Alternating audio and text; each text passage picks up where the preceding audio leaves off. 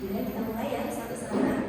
Assalamualaikum warahmatullahi wabarakatuh. Waalaikumsalam warahmatullahi wabarakatuh. Alhamdulillahirabbil alamin. Innal hamdalillah nahmaduhu wa nasta'inuhu wa nastaghfiruh wa na'udzu billahi min shururi anfusina wa min sayyiati a'malina. May yahdihillahu fala mudilla lahu wa may yudlilhu fala hadiya lahu.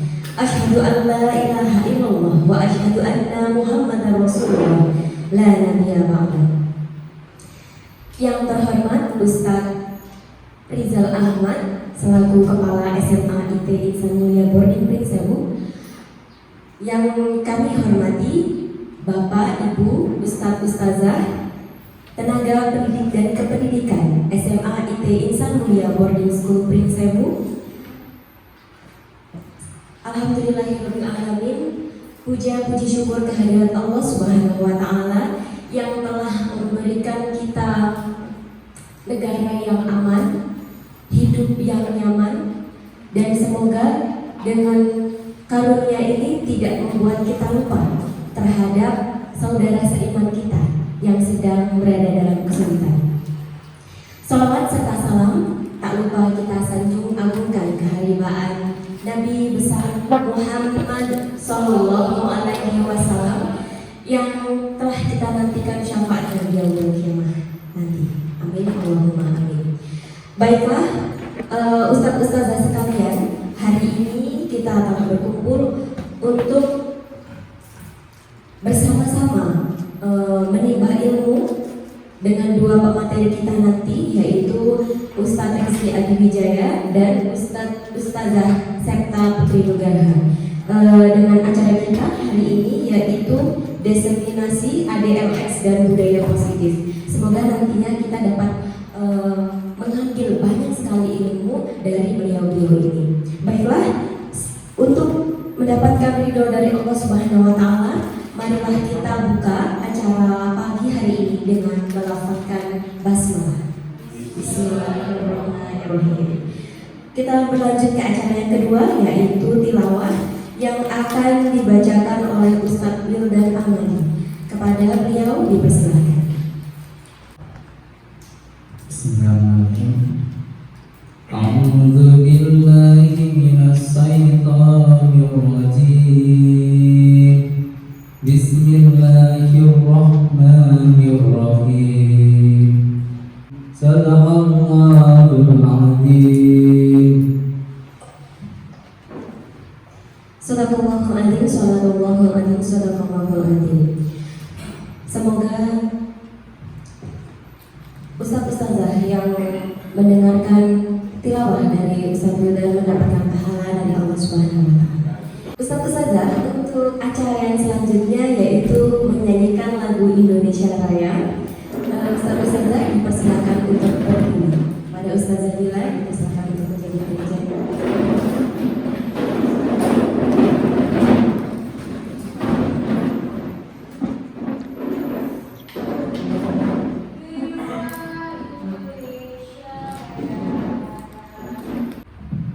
Hadirin dipersilakan duduk kembali.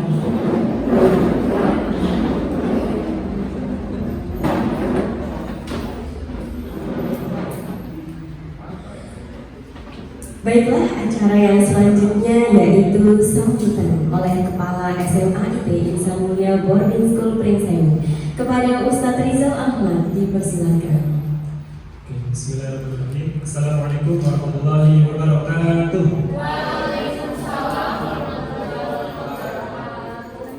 Demikian, assalamualaikum warahmatullahi wabarakatuh. Insyaallah, mari kita pasangkan jadwal bersama. Untuk acara yang selanjutnya yaitu kita beranjak ke acara inti, yaitu materi tentang budaya positif. Untuk menyambutnya, saya mau kasih pantun. Buah rambutan, buah semangka. Mari kita perhatikan Ustadz Rizky Adiwijaya.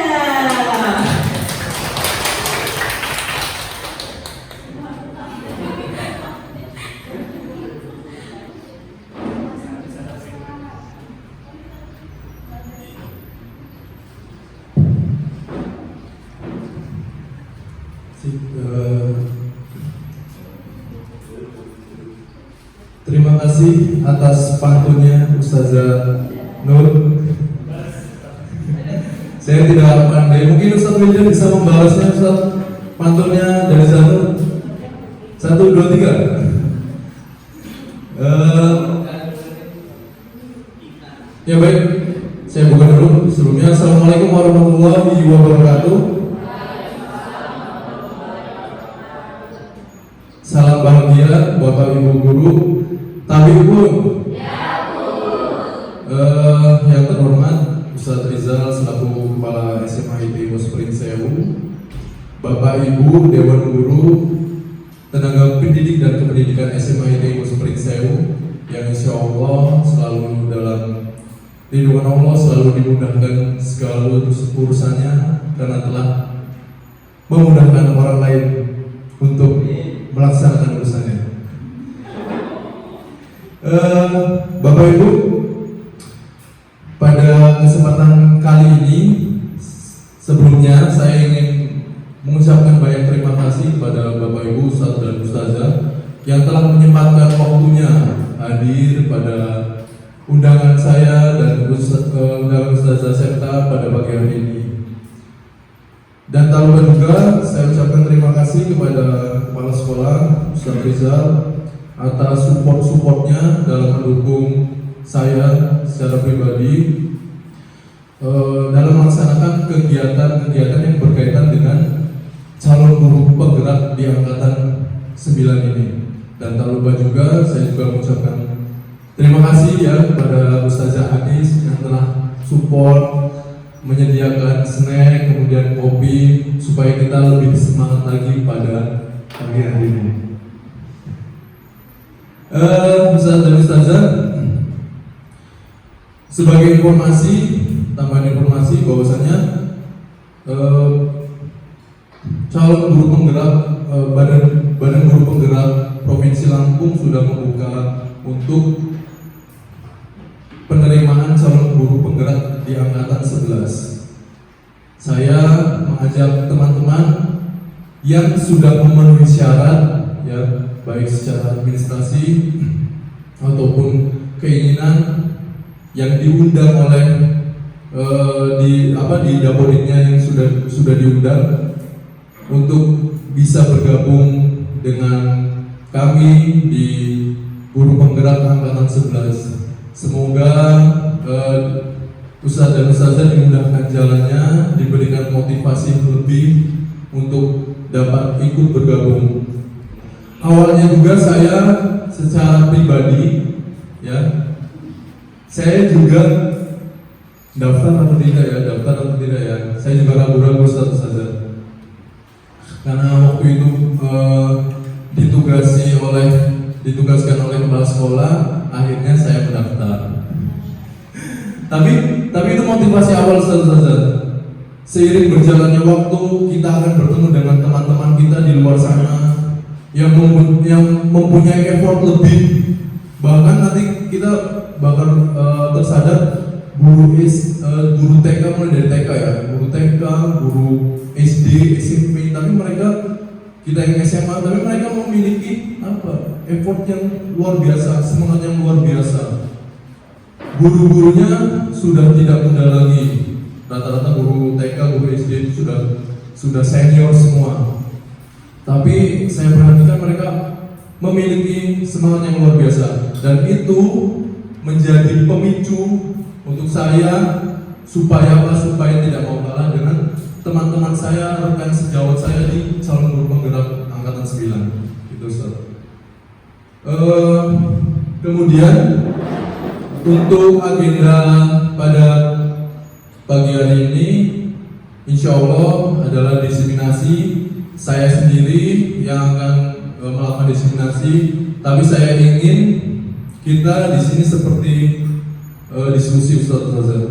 Ya, saya yakin di sini pasti sudah ada yang pernah mempelajari modul budaya positif, terutama seperti Zafitri, Ustadz Widu, guru BK, atau teman-teman yang melanjutkan studinya di S2, ya pasti ada materi mengenai disiplin positif, budaya positif dan lain sebagainya.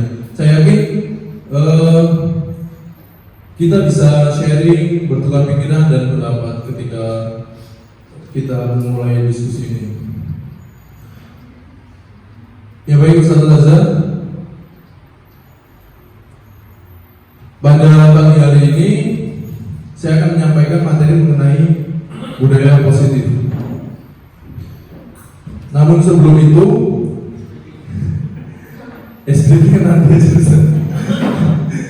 Namun sebelum itu kita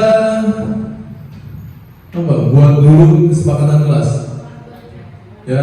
Karena ini nanti ada kaitannya dengan materi yang akan disampaikan. Saya yakin Ustaz dan Ustazah juga sudah sangat familiar, sudah sangat terbiasa membuat kesepakatan kelas.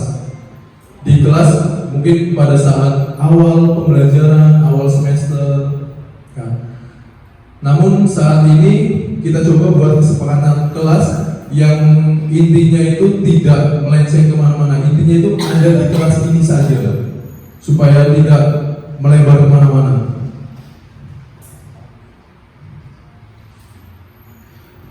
Ustaz Egi minta tolong bantu ketik. Kira-kira apa Ustaz dan Ustazah untuk kesepakatan kelas kita?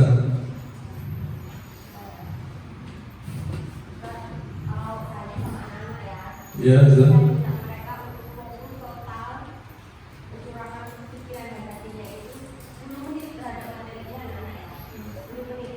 Yang pertama yaitu fokus.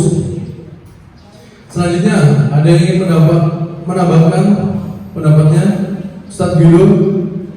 Kalau dari saya mungkin tambah Ustaz. Satu, fokus. Yang kedua dari saya, diperbolehkan ngopi dan ngemil. Selanjutnya boleh apapun, yang penting tidak jauh-jauh dari kelas ini saja.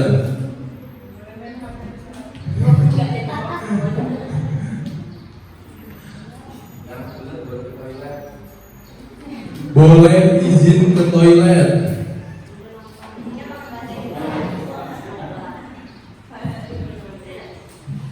Ini izin ketika ingin ke toilet. Yang selanjutnya, hah?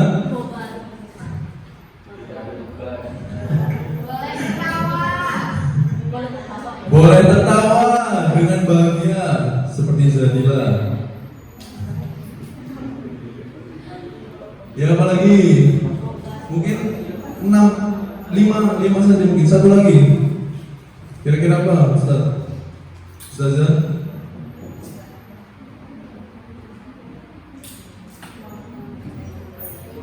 Hah? Dapat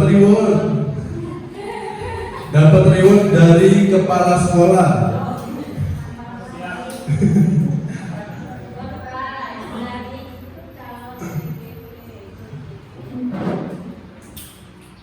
Ya cukup ya Ustaz. Jadi ini adalah kesepakatan kelas kita. Nantinya juga di materi itu ada yang namanya keyakinan kelas, mirip atau bisa diartikan sama.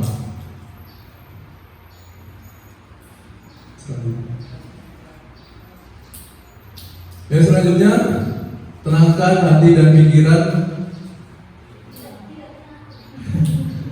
arahkan semuanya pada kegiatan ini untuk fokus, kita sama-sama fokus belajar. Elaborasi pemahaman materi pada pagi hari ini adalah budaya positif.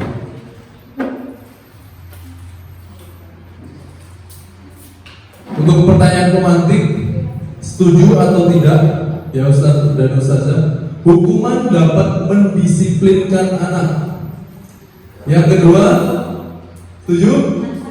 Setuju. Yang kedua, pemberian hukuman dengan hal positif seperti membaca atau membersihkan halaman dapat meningkatkan disiplin anak. Setuju? Setuju? Yang ketiga, memberikan penghargaan dapat meningkatkan motivasi anak. Setuju? Setuju. Karena sepertinya itu yang terjadi di sekolah kita. Topik pada pagi hari ini ada 6 ya.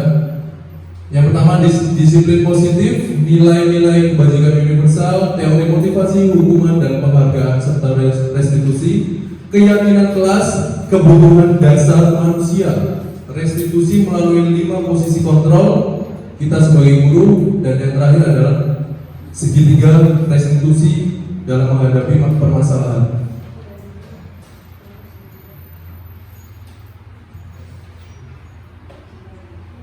Selanjutnya kegiatan pertama, kegiatan kepal tangan. Ya. Anda dan teman Anda, ini saya jelaskan saja. Misalnya Anda memiliki sesuatu yang berharga di dalam tangan Anda. Misalnya apa kira-kira sesuatu yang berharga bagi Ustaz dan Ustazah? Hah? Handphone, kuaci, ATM, duit berjalan, ya. Rekan Anda, rekan kita diminta, bukan diminta ya, ingin meminta, ya, ingin meminta apa yang kita miliki, padahal itu sangat berharga milik kita, ya. Kira-kira apa yang akan terjadi jika itu adalah sesuatu yang berharga bagi kita? Apakah kita akan memberikannya? Bisa jadi ya, bisa jadi tidak. Apakah kita akan kokoh untuk mempertahankannya? Ya. Oh iya, bisa. Ya. Kita cenderung akan mempertahankannya. Karena apa? Kira-kira Ustaz? Iya, karena berharga. Benar. Tapi kalau diambil sisi lain, karena kita ya, karena kita yang mengontrol diri kita sendiri, mau itu diberikan kepada orang, karena mungkin orang yang kita berikan juga berharga, atau kita simpan dengan kokoh. Semua itu yang mengontrol adalah diri kita sendiri. Oleh karena itu, ilusi perubahan paradigma teori kontrol atau teori pilihan, ya, yang dikemukakan oleh William Glaser, bahwa guru mengontrol murid itu adalah ilusi. Kita tidak bisa mengontrol orang lain. Yang bisa kita kontrol adalah diri kita sendiri. Kemudian ilusi bahwa kritik dan membuat orang merasa bersalah dapat menguatkan karakter. Itu adalah ilusi. Yang ada, anak-anak atau murid kita hanya akan bertambah menjadi berbohong, ya, karena dibuat merasa bersalah, kemudian mereka jadi cenderung tertekan. Otomatis dia sebagai makhluk, ya, akan mempertahankan dirinya dengan apapun, salah satunya dengan cara berbohong. Selanjutnya, ilusi bahwa semua penguatan positif, efektif, dan bermanfaat. Tidak semua.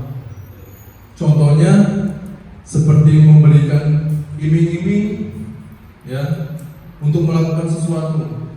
Dia hanya akan termotivasi akan sesuatu itu. Namun ketika tidak ada motivasi seperti kamu nanti saya kasih ini, tapi lakukan ini, itu dia tidak akan termotivasi dari dalam dirinya. Selanjutnya, ilusi bahwa orang dewasa memiliki hak untuk memaksa. Ini secara logika aja, kita dulu waktu kecil juga tidak suka dipaksa oleh orang yang lebih dewasa. Jadi saya yakin Ustaz dan Ustazah juga sudah paham bahwa kita tidak bisa memaksa orang lain meskipun itu dia usianya lebih di bawah kita, misalnya murid-murid kita seperti itu, Ustaz dan Ustazah. Ya, yang tadi Dr. William Gleiser pernah mengatakan dalam teori pilihannya, yaitu bahwa perilaku seseorang manusia adalah buah dari pilihan yang dibuat oleh manusia itu sendiri. Jadi seperti tadi kepala tangan, kita mengontrol diri kita sendiri, ya, itu adalah buah dari pilihannya sendiri. Saya tidak mau memberikan sesuatu yang berharga ini kepada orang lain. Saya akan mempertahankan itu adalah pilihan Ustaz dan Ustazah sendiri. Ya, begitu juga dengan orang lain. Ya, selanjutnya perubahan paradigma dari stimulus respon menjadi teori pilihan. Kalau misalnya stimulusnya seperti ini, kira-kira teori kontrol atau pilihannya seperti apa? Misal kita mencoba mengubah orang agar berpandangan sama dengan kita. Ini kita bisa menyebutnya sisi lain, sisi negatif. Kalau misalnya kita ubah ke sisi positif, kira-kira jadinya seperti apa? Teori kontrol atau teori pilihannya adalah kita berusaha memahami pandangan orang lain, ya. Jadi jangan selalu berusaha saya terus, sedangkan kita hidup sebagai manusia, sebagai makhluk sosial, ada orang lain juga. Kita juga harus bisa memahami orang lain. Selanjutnya, perilaku buruk dilihat sebagai suatu kesalahan. Kira-kira kalau misalnya anak-anak itu melakukan sesuatu ataupun mereka membuat kesalahan, atau misal Ustaz dan Ustazah melakukan sesuatu, itu ada tujuannya. Mereka kreatif, mereka memiliki pemikiran sendiri, ya, mereka memiliki tujuan.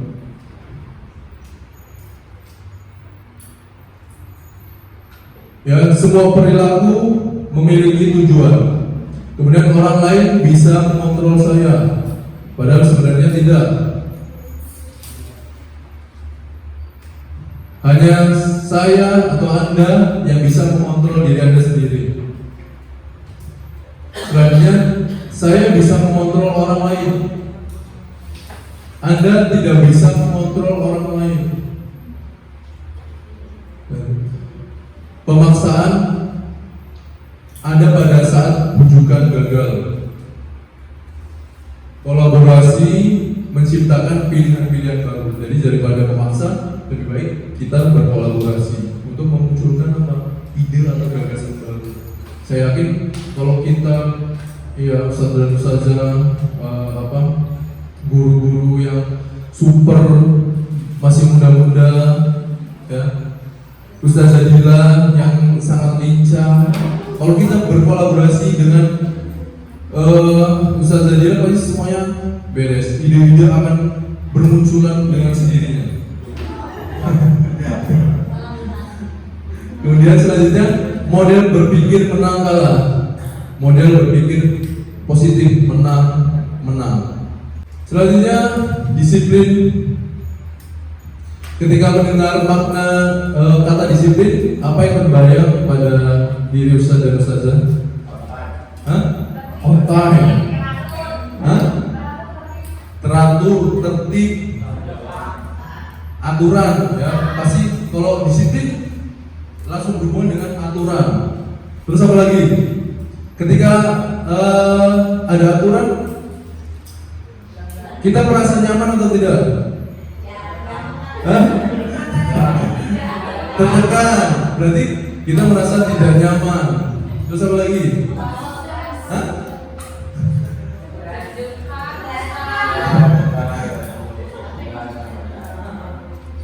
Disiplin sering dikaitkan dengan sebuah kepatuhan, ya. Misalnya kita mendisiplinkan anak-anak membuat kesepakatan kelas yang itu diubah menjadi peraturan kelas.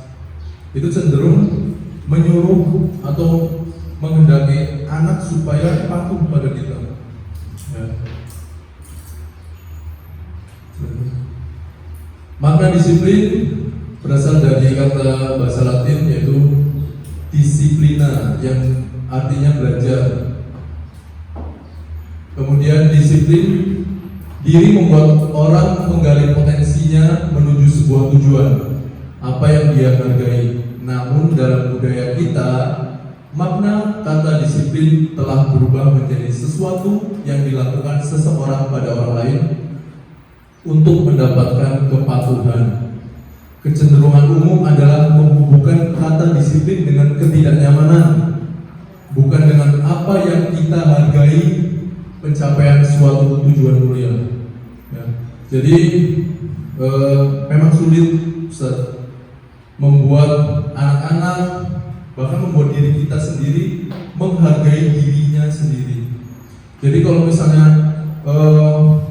kita cenderung tidak nyaman dengan sebuah kesepakatan ataupun aturan, mungkin saja kita belum bisa menghargai diri kita sendiri.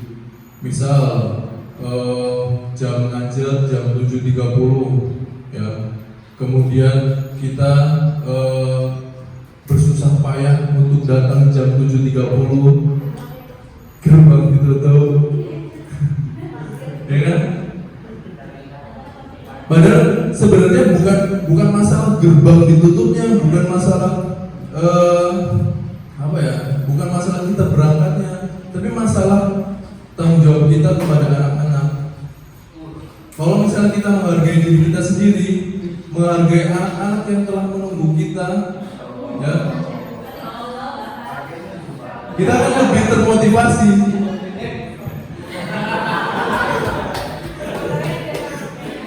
Itu, jadi itu memang hal yang sangat mungkin sepele dan sulit, bukan sepele, itu hal penting, ya, hal teknis yang sangat penting.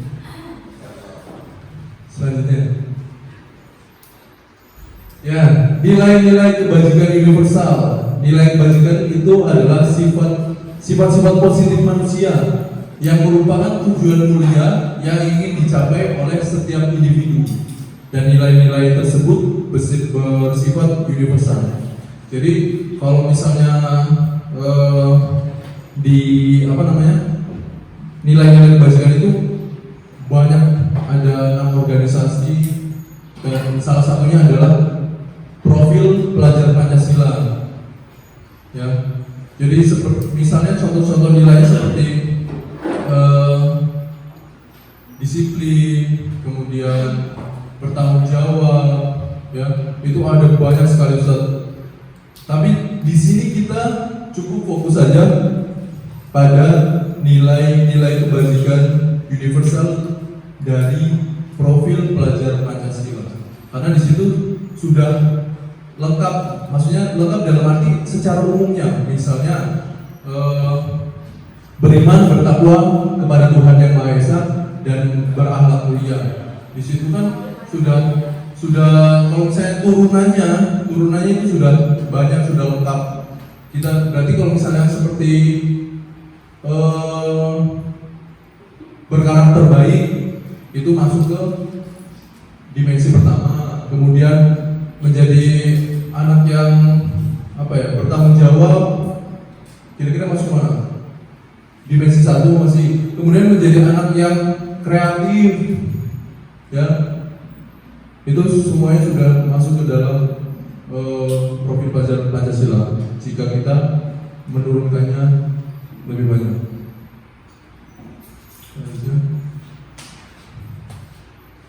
Selanjutnya, teori motivasi, hukuman, dan penghargaan serta restitusi. Apa sih yang mendasari kita untuk melakukan sesuatu? Seperti yang tadi saya jelaskan di awal, ada tiga motivasi yang mendasari kita melakukan suatu hal. Yang pertama, untuk menghindari ketidaknyamanan ataupun hukuman. Ini biasanya ya di aturan-aturan sekolah, supaya tidak dihukum, makanya kita melakukan sesuatu, ya. Supaya tidak dapat SP, makanya kita melakukan sesuatu, melakukan tugas dengan baik, ya. Itu adalah salah satunya.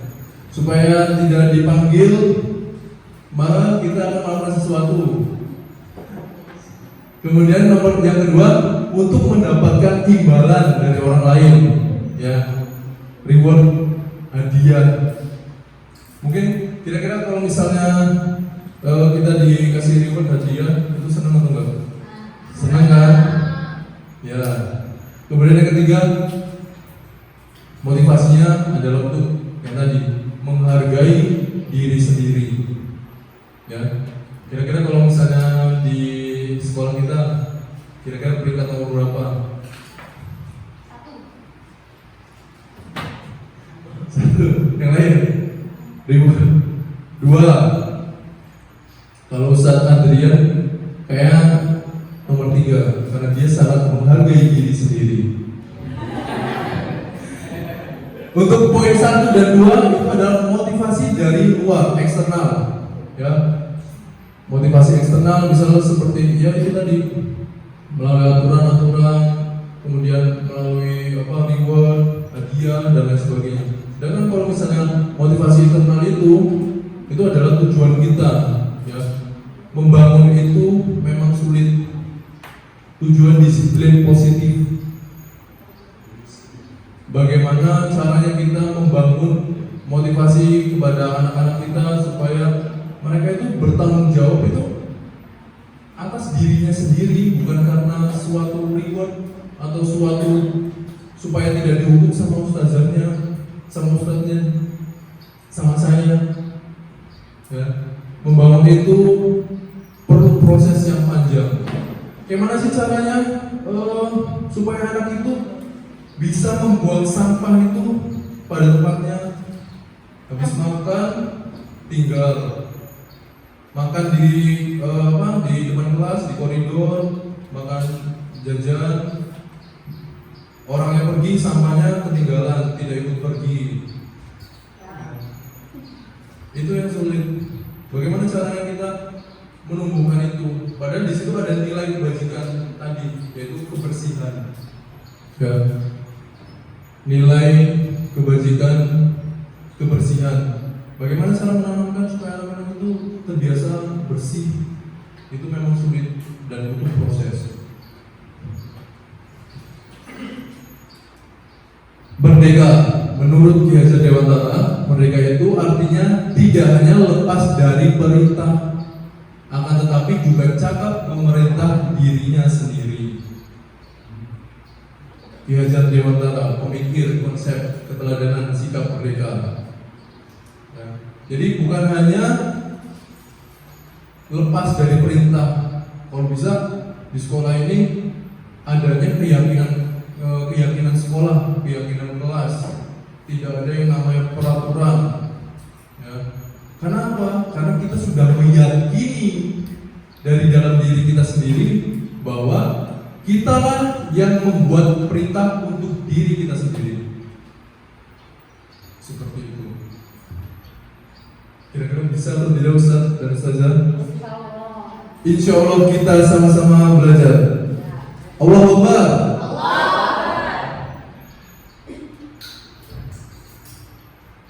Selanjutnya penghargaan. Ya, dihukum oleh penghargaan.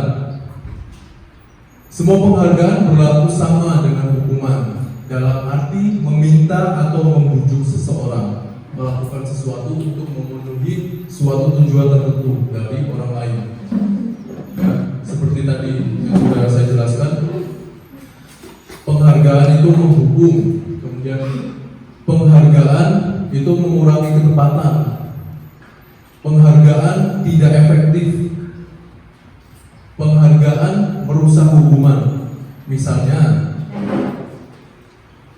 contoh yang paling sering terjadi di sekolah itu ketika ada sistem rankingan. Kira-kira merusak hubungan antar pertemanan atau tidak? Anak-anak kita itu sangat kompetitif, walaupun motivasinya kurang. Tapi mereka sangat kompetitif. Mereka ingin menjadi yang terbaik. Mereka benar-benar ingin. Saya sama ngajar merasakan anak-anak itu, ya, mereka ingin menjadi yang terbaik. Ya. Di sini penghargaan merusak hubungan. Misalnya kalau ada rankingan, oh nanti ada juara 1 kelas, juara umum di sekolah, ya, itu bisa saja menimbulkan rasa iri kepada rekan-rekan atau teman-teman yang lain.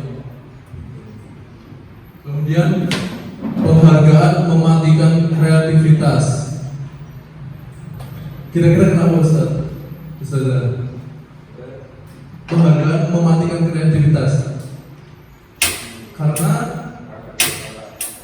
tujuannya adalah penghargaan itu sendiri, bukan tujuan utamanya yang harus dilakukan.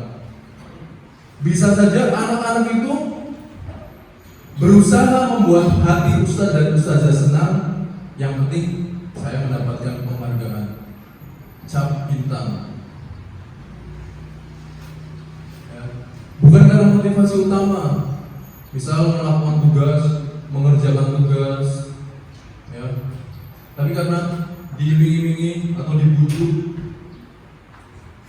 untuk mendapatkan sesuatu, makanya pemikiran mereka ya hanya tertuju pada penghargaan tersebut. Ya.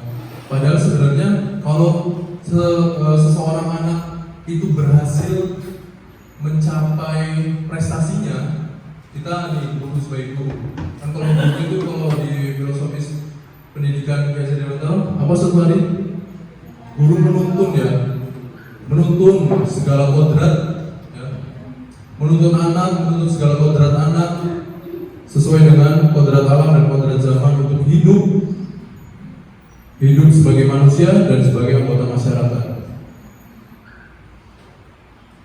Sebenarnya kalau misalnya anak itu sudah bisa mencapai prestasinya, kita membimbing dia mencapai prestasinya yang dia bisa itu adalah sebuah penghargaan itu sendiri.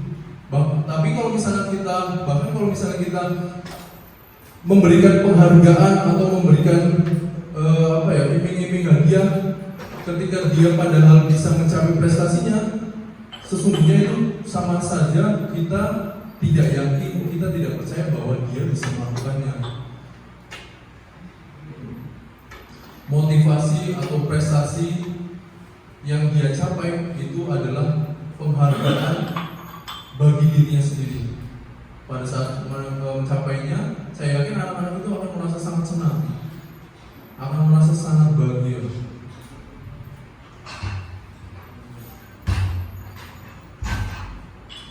Dihukum oleh penghargaan. Di sini dari Alfi Khon.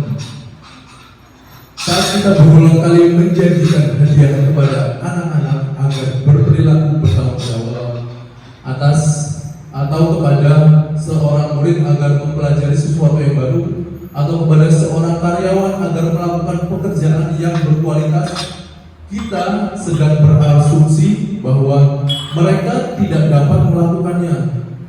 Jadi asumsi kita sebenarnya mereka nggak bisa nih, makanya aku kasih reward lah biar mereka mau. Atau mereka tidak memilih untuk melakukannya. Jadi aku yakin kalau misalnya dia nggak aku kasih penghargaan, dia nggak mau melakukannya. Dan sepertinya kita sedang berasumsi seperti itu. Dari Alfi Khon. Ya Ustaz,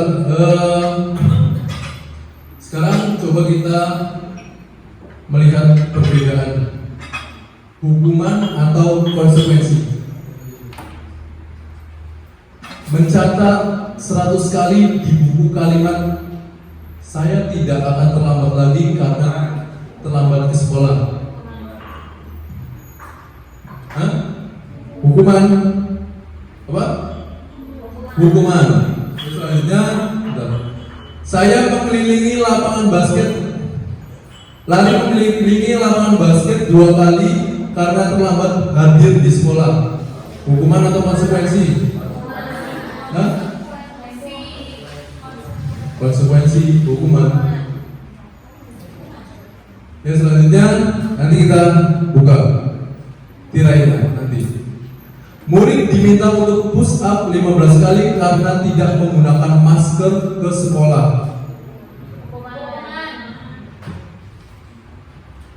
Menggantikan kertas tugas teman yang telah dicoret. Apa? Konsekuensi. Membersihkan tumpahan air di meja tulis karena tersenggol pada saat belajar. Murid disuruh untuk mengenakan sepatu seharian di sekolah karena tidak mengenakan. Murid disuruh untuk, maksudnya ini melepaskan, ya, melepaskan sepatu seharian di sekolah karena tidak mengenakan sepatu hitam. Ini kalau zaman kita dulu sekolah ya, harus hitam putih. Kalau sekarang kayak putih. Apa kira-kira hukuman atau konsekuensi? Kemudian yang terakhir, lari mengelilingi lapangan basket 2 kali karena terlambat 10 menit untuk pelajaran PJOK.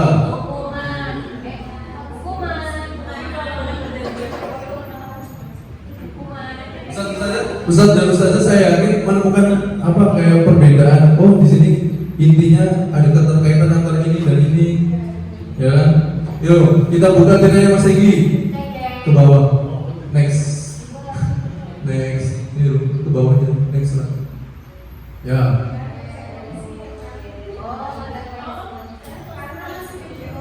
Ya, tentang kaitan antara mungkin bisa jadi yang PJOK, misal saya sudah membuat kesepakatan dengan anak gitu, karena masih keterkaitan dengan pelajaran PJOK, ada lari, ada push up, ada sit up, it's okay, nggak apa-apa.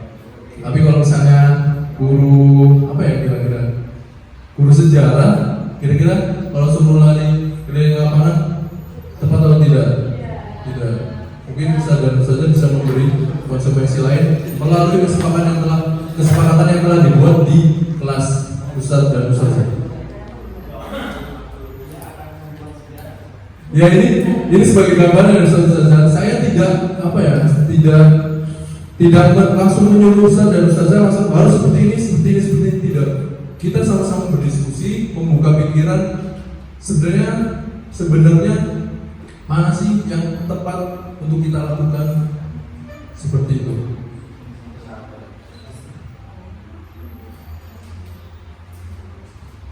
Perbedaan hukuman dan konsekuensi. Kalau hukuman itu sesuatu yang menyakitkan harus terjadi. Konsekuensi itu sesuatu yang memang harus terjadi. Kemudian hukuman itu membuat anak sakit fisik maupun hati untuk jangka waktu yang lama. Kalau konsekuensi membuat anak merasa tidak nyaman dalam jangka waktu pendek. Hukuman membuat anak membenci kedisiplinan. Konsekuensi membuat anak menghargai disiplin. Hukuman itu bersifat paksaan. Konsekuensi ada stimulus dan tanggapan. Kemudian hukuman mendorong anak menyakiti diri sendiri. Dan konsekuensi itu mendorong anak agar mudah menyesuaikan diri. Hukuman konsep diri membuat anak memiliki konsep diri yang buruk, sedangkan konsekuensi membuat anak memiliki konsep diri yang baik. Anak belajar untuk menyembunyikan kesalahan ketika dihukum. Anak belajar untuk mematuhi peraturan ketika ada konsekuensi. Kemudian hukuman itu marah, rasa bersalah, dipermalukan, merasa tak dihargai. Itu ciri-ciri anak yang anak rasakan ketika mendapatkan hukuman. Kemudian konsekuensi itu membuat anak kehilangan hak, dibuat tidak nyaman, diasingkan untuk sementara atau time out sementara.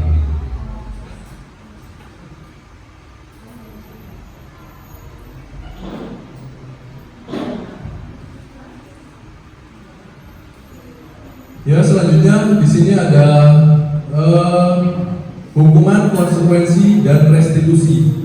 Ya, Jadi kalau misalnya tadi hanya hukuman dan konsekuensi, sekarang ditambah dengan restitusi. Ya, restitusi. Restitusi itu merupakan pilihan menguatkan untuk murid dalam jangka waktu yang panjang. Si korban kalau misalnya terjadi masalah kita buat restitusi, ini akan mendapatkan ganti. Kemudian murid mendapatkan penguatan, masalah dapat terpecahkan melalui solusi. Kemudian murid belajar bertanggung jawab atas perilaku yang dia lakukan dan lain sebagainya. Lalu apa sih restitusi itu? Ya. Restitusi adalah proses menciptakan kondisi bagi murid untuk memperbaiki kesalahan yang telah dia perbuat. Ya. Jadi kalau misalnya anak berbuat kesalahan, itu kita harus meyakini di awal tadi bahwa setiap anak ini memiliki tujuan saat melakukan sesuatu. Itu yang kita yakini dulu. Baru kita stabilkan identitasnya dulu, kemudian validasi kesalahan yang salah, kenapa dia melakukannya, ya seperti itu.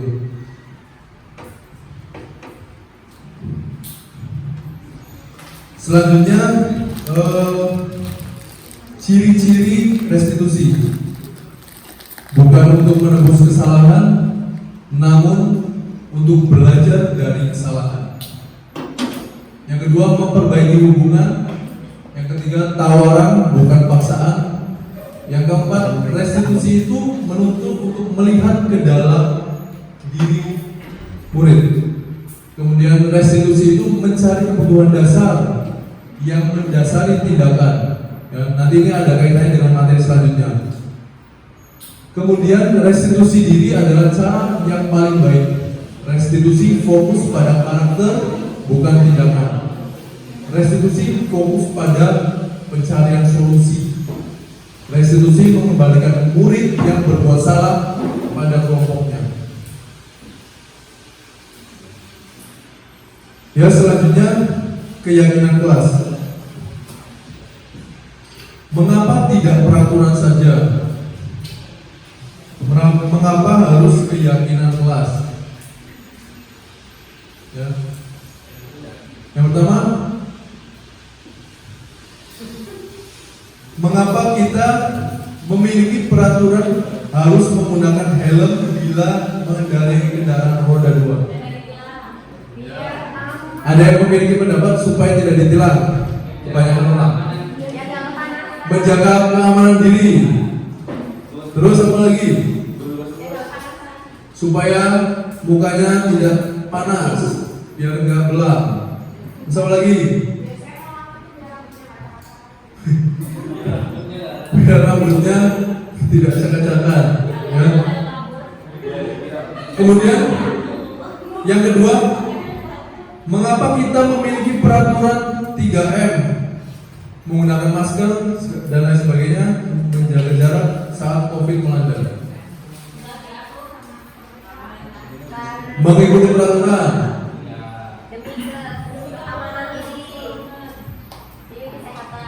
Ya, yang logis-logisnya. Terus yang ketiga, mengapa kita memiliki peraturan harus datang tepat waktu pada saat mengikuti pelatihan misalnya?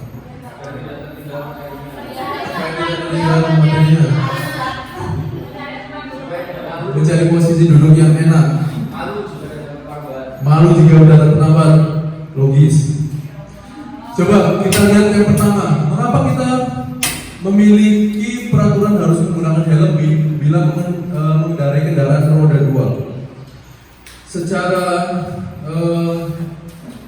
Secara umum memang banyak yang menyebutkan karena menghindari polisi dan lain sebagainya. Tapi di sini ada nilai keyakinan yang diyakini, ada nilai kebajikan yang diyakini, yang harusnya kita yakini. Ini saya bilang seharusnya ya. Kalau seharusnya berarti mungkin itu pilihan yang terbaik. Nilai kebajikan yang ada di poin 1 itu adalah nilai kebajikan keselamatan. Ya, saya yakin semua orang pasti pengen selamat. Ustaz dan ustazah yang pulang kampung ke metro sana naik motor, Supra, ya pasti pakai helm. Karena apa? Karena supaya selamat. Itulah yang disebut nilai keyakinan yang harus kita tumbuhkan. Ya. Kalau misalnya Bapak polisi membuat peraturan, kan saya di kalimat atasnya itu kan, mengapa tidak peraturan saja, mengapa harus keyakinan kelas? Kalau misalnya Polantas itu membuat peraturan harus menggunakan helm di jalan raya, ya, kalau kita ubah itu menjadi keyakinan kita, poin pentingnya adalah keselamatan, ya, supaya kita selamat. Nah, keyakinan itulah yang harus kita tumbuhkan, bukan karena supaya tidak dibilang Bapak polisi. Seperti itu, Ustazah. Sama juga ketika di kelas, ya, bagaimana caranya kita menumbuhkan keyakinan itu pada diri anak-anak. Tuh. Kemudian selanjutnya, mengapa kita tidak memiliki kita memiliki peraturan 3M saat COVID? Sama, kesehatan, keselamatan. Kalau dari pemerintah menyebutnya itu adalah peraturan, kenapa tidak kita yakini kalau itu adalah menjaga keselamatan kita dan orang lain? Karena ada nilai kebajikan di situ, yaitu kesehatan dan keselamatan. Ya. Kalau kita bisa menjaga diri kita sendiri, kita akan bisa menjaga orang lain. Kemudian, mengapa kita memiliki peraturan harus datang tepat waktu ke kelas misalnya, bukan pelatihan? Seperti yang tadi dijelaskan di awal, menghargai diri sendiri atas komitmen yang sudah dibuat dengan anak-anak, bukan karena aturan sekolah yang mengharuskan atau aturan yayasan yang mengharuskan kita harus hadir tepat waktu supaya tidak tertutup gerbang. Benar Ustaz Bino? Ya, kita harus sering-sering merefleksi dan sering mengingatkan.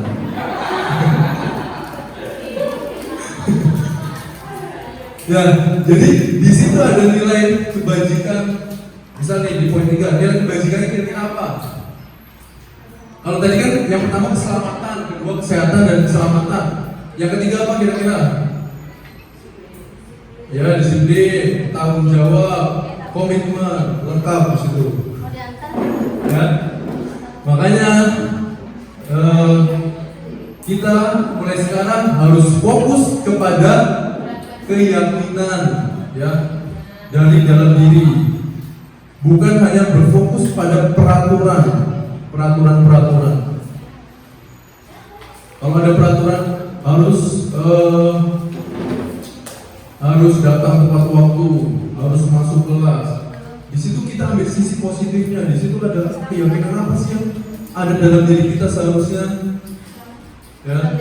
Oh, di situ ada keyakinan disiplin, ada keyakinan komitmen yang telah dibuat dengan anak-anak. Tuh. Supaya kita menjadi orang yang berpikir positif.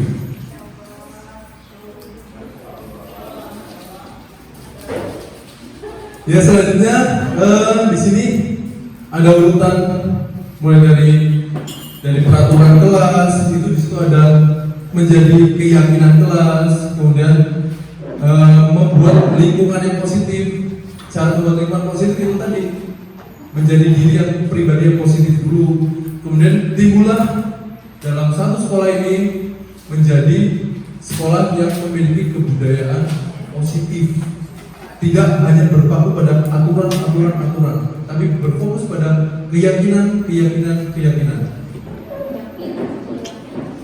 Nah, di sini kira-kira dari dua gambar ini yang mana yang peraturan, yang mana yang keyakinan kelas? Ini gambar. Sama aja.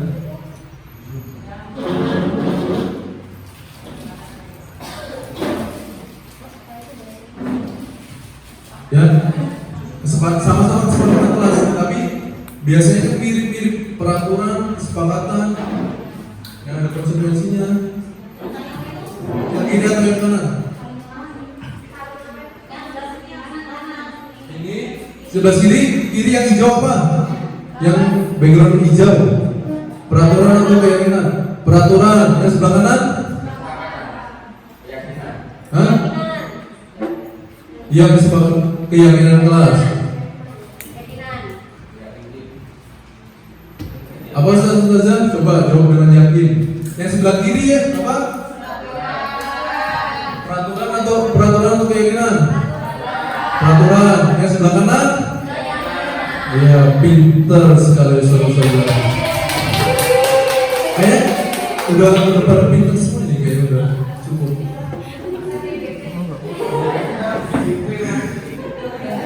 Udah siap jadi calon guru penggerak semua ini kayaknya. Ustaz dulu. Hah?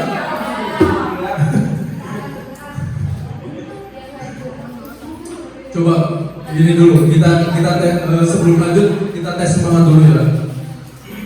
Kalau saya bilang salam guru penggerak, coba ini gini, tergerak, ya, tergerak, bergerak.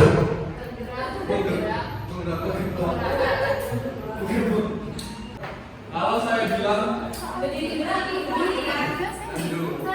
salam guru penggerak,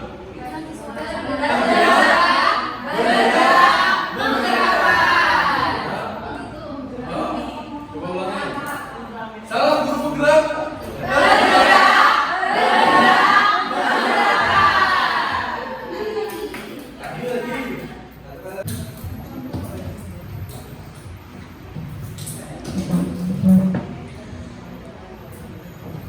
Ya seperti tadi Ustaz dan Ustazah.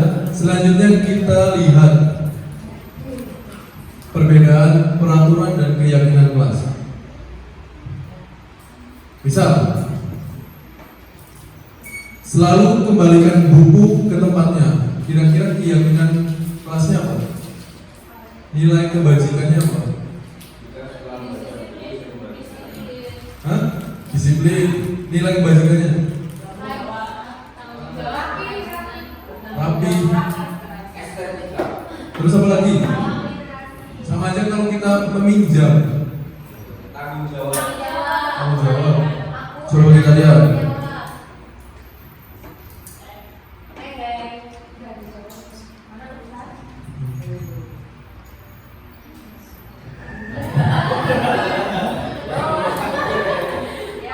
Ya, tanggung jawab. Kemudian dilarang mengganggu orang lain. Menghormati orang lain. Hadir sekolah 15 menit sebelum pembelajaran dimulai. Menghormati orang lain dan komitmen. Kemudian dilarang melakukan kekerasan. Itu di situ ada keselamatan. Kemudian dilarang menggunakan narkoba, itu ada kesehatan. Bergantian atau menunggu giliran untuk menghormati orang lain, bersabar. Ya, ini poin pentingnya adalah nilai keyakinannya. Gunakan masker, kesehatan, keselamatan, ini zaman COVID. Kemudian jangan lari di kelas atau koridor, keselamatan dan keamanan. Ya, selanjutnya kebutuhan dasar manusia. Ya, dari teori ini dijelaskan ada 5 kebutuhan dasar manusia. Yaitu yang pertama, bertahan hidup. Bertahan hidup atau survival. Ya. Ini kebutuhan yang paling dasar. Yang selanjutnya ada kekuasaan atau power. Ya. Bukan hanya kita, tapi anak didik atau murid-murid kita juga membutuhkan kebutuhan dasar bagi dirinya. Ya. Kemudian ada kebebasan, misalnya kebebasan berpendapat, mencurahkan pendapatnya dan lain sebagainya. Kemudian ada kesenangan, ya, kebutuhan akan kesenangan. Kita sadari bahwa kita itu mendidik anak-anak, mendidik murid, ya, bukan mendidik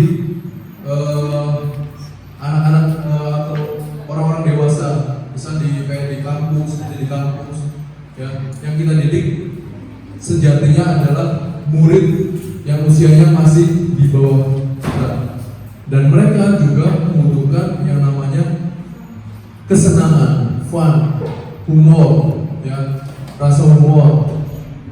Kemudian yang kelima ada kebutuhan akan kasih sayang dan rasa ingin diterima. Misal dalam kelompok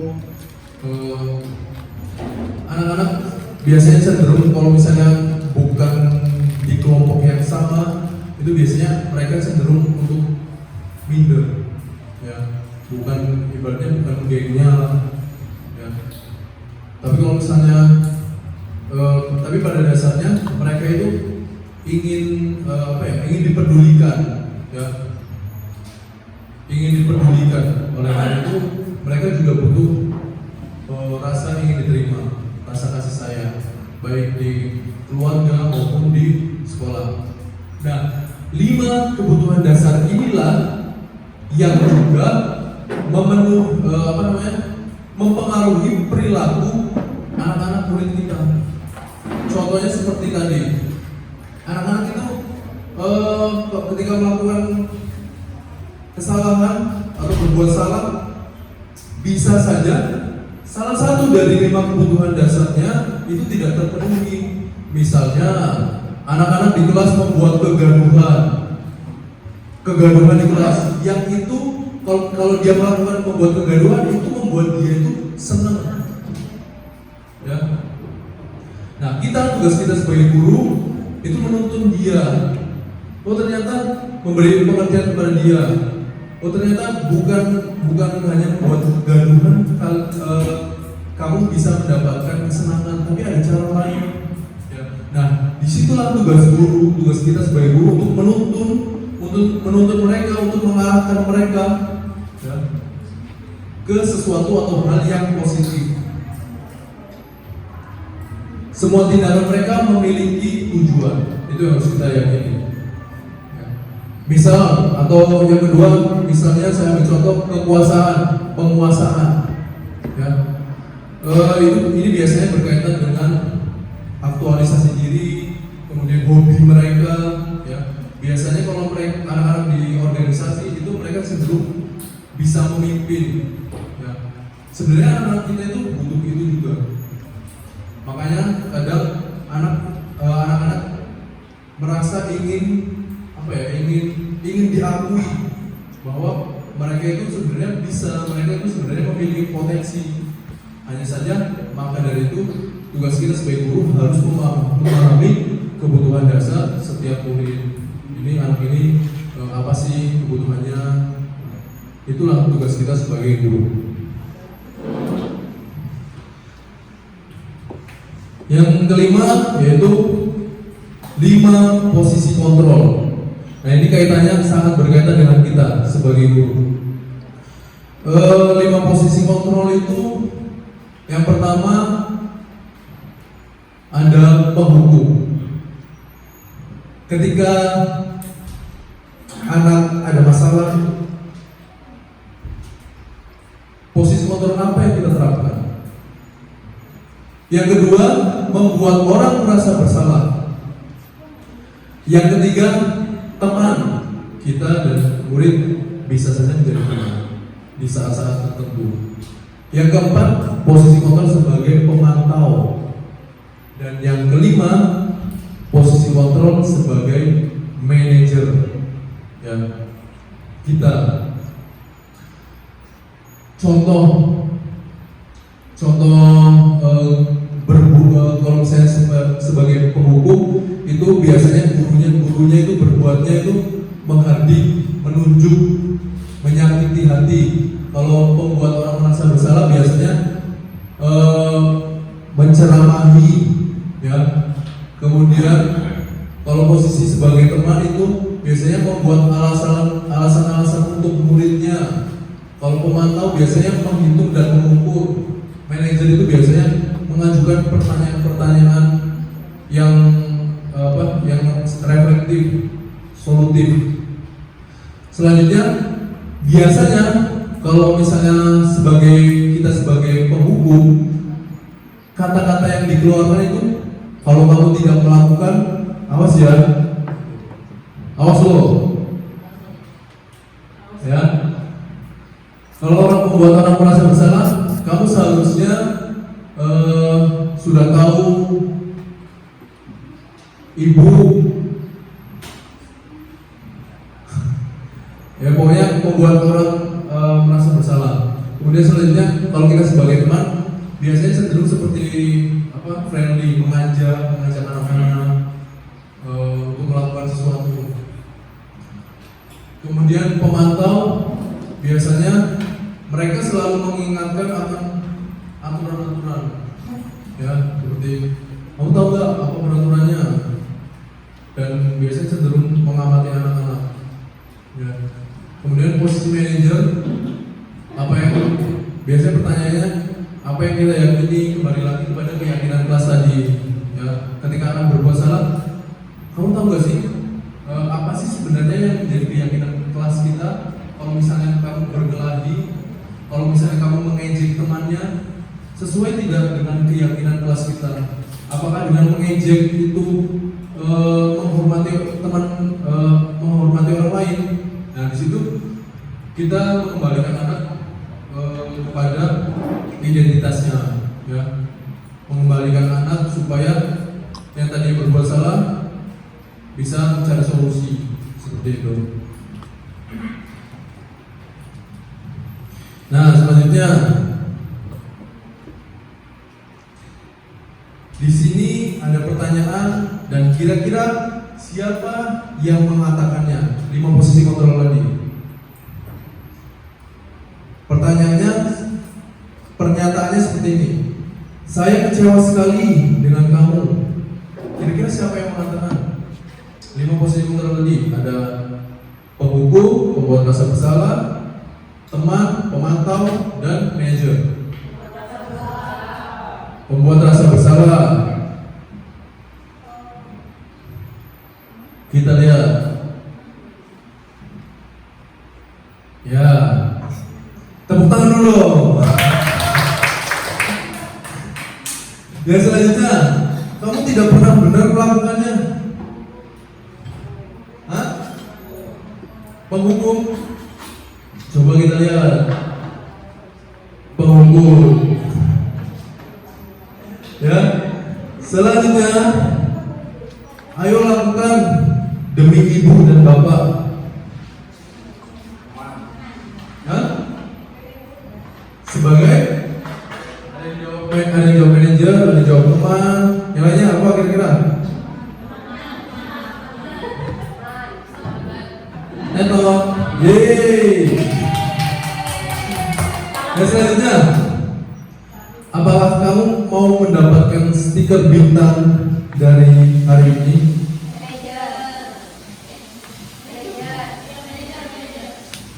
Yakin? Apa? Yakin? Beda. Pemantau, karena dia selalu mengamati. Dia mati. Ya. Dan selanjutnya, bagaimana kamu bisa menyelesaikan masalah ini? Yes, manager. Kamu selalu yang paling terakhir. Membuat orang merasa bersalah, penghukum. Kita lihat jeng-jeng, penghukum. Ya. Pintar-pintar semuanya anak-anak.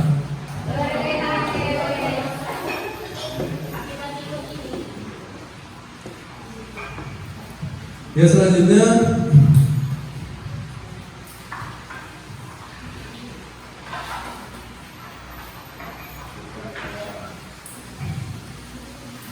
yang keenam atau yang terakhir adalah segitiga restitusi. Nah, ini bisa jadi apa ya, sesuatu yang bisa Ustaz dan Ustazah terapkan. Dan saya yakin Ustaz dan Ustazah sebenarnya sudah menerapkan ini, ya.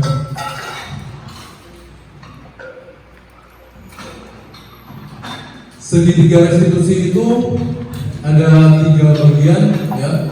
Yang pertama menstabilkan identitas, yang kedua validasi kebutuhan atau tindakan yang salah tadi.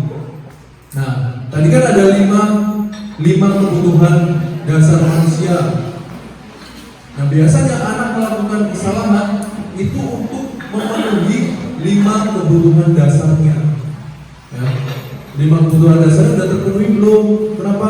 Misalnya kayak tadi, kenapa berbuat kegaduhan? Ya supaya saya senang ketika melakukannya. Kemudian yang terakhir menanyakan keyakinan. Ya, ini berkaitan dengan materi-materi tadi. Jadi yang pertama menstabilkan identitasnya. Ya, biasanya kalimat-kalimat penengahnya itu seperti semua orang pernah melakukan kesalahan. Ustaz juga pernah melakukan kesalahan. Bahkan kamu bisa melakukan hal buruk lebih dari ini, tapi kamu tidak melakukannya, kan? Itu contoh-contoh menstabilkan identitasnya supaya anak itu kembali percaya diri, seperti itu. Kemudian validasi kebutuhan atau tindakan yang salah tadi, kebutuhannya sudah terpenuhi apa belum? Contohnya itu seperti kamu tentu punya alasan untuk melakukannya. Ya. Kemudian yang ketiga menanyakan keyakinan. Ya. Kembali lagi kepada keyakinan tadi, bukan peraturan. Ya. Tapi keyakinan yang sudah dibentuk kepada anak melalui apa? Ya tadi melalui kesepakatan kelas. Ya. Bukan peraturan, tapi keyakinan yang poin-poin pentingnya tadi. Misalnya seperti kebersihan, ya, keselamatan, kesehatan, tanggung jawab, disiplin, dan lain sebagainya. Kita kembalikan dia kepada keyakinan yang telah disepakatinya ketika di sekolah ataupun di kelas. Ini menstabilkan identitas untuk membuat anak yang merasa gagal karena berbuat salah menjadi positif kembali terhadap dirinya. Ya, misalnya itu tadi berbuat salah itu manusiawi. Ya, tidak ada manusia yang sempurna. Biasanya anak setelah diberi kalimat seperti itu, dia akan menjadi lebih tenang. Ya, sama kalau kita ini bisa saja disebut kalimat penenang. Ya, kata-kata mujarab, kalimat penenang. Ya, itu menstabilkan identitas. Selanjutnya validasi kebutuhan, tindakan yang salah. Yang membantu murid mengenali basic need, ya, atau kebutuhan dasar yang ingin dipenuhinya ketika melakukan kesalahan itu. Ya, seperti tadi, misalnya dia butuh kesenangan karena bosan, ya, di kelas, atau dia butuh pengakuan atas prestasinya, ya, makanya dia berlaku arogan, sombong. Itu pasti anak-anak memiliki tujuan. Pada dasarnya setiap tindakan manusia tujuannya adalah memenuhi basic needs-nya atau kebutuhan dasarnya. Apakah itu power, ya, penguasaan, freedom, kebebasan, love atau cinta dan kasih sayang, fun atau kesenangan dan survival. Ya. Contoh guru berkatanya seperti ini. Misal kamu bisa saja melakukan hal yang lebih buruk dari ini, tapi kamu tidak melakukannya. Ya. Kamu pasti punya alasan melakukannya. Coba apa yang paling penting bagi kamu, seperti itu.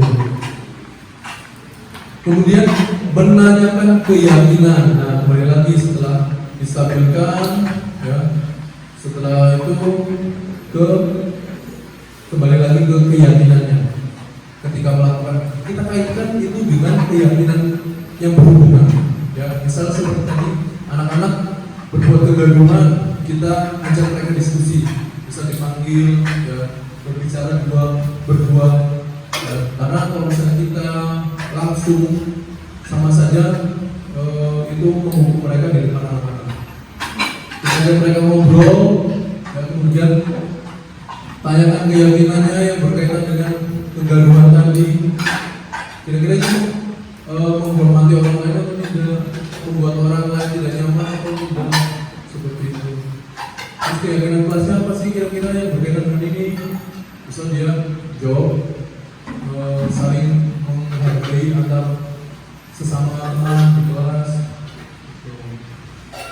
Jadi kita kembalikan dia ke keyakinan kelas supaya mereka mengingatnya kembali.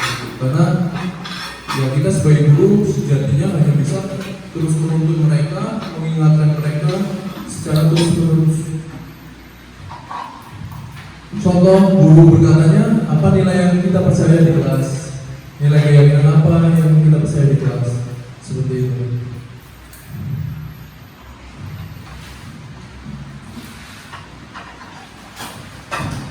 Nah biasanya ketika melakukan restitusi itu tadi kan mengembalikan supaya anak tidak berbuat salah, mengembalikan apa ya tadi, supaya anak itu kembali lagi ke arah yang benar. Jadi ketika kita berdiskusi dengan anak, ada intervensi yang kita ucapkan, ada kalimat-kalimat reflektif yang kita ucapkan kepada anak.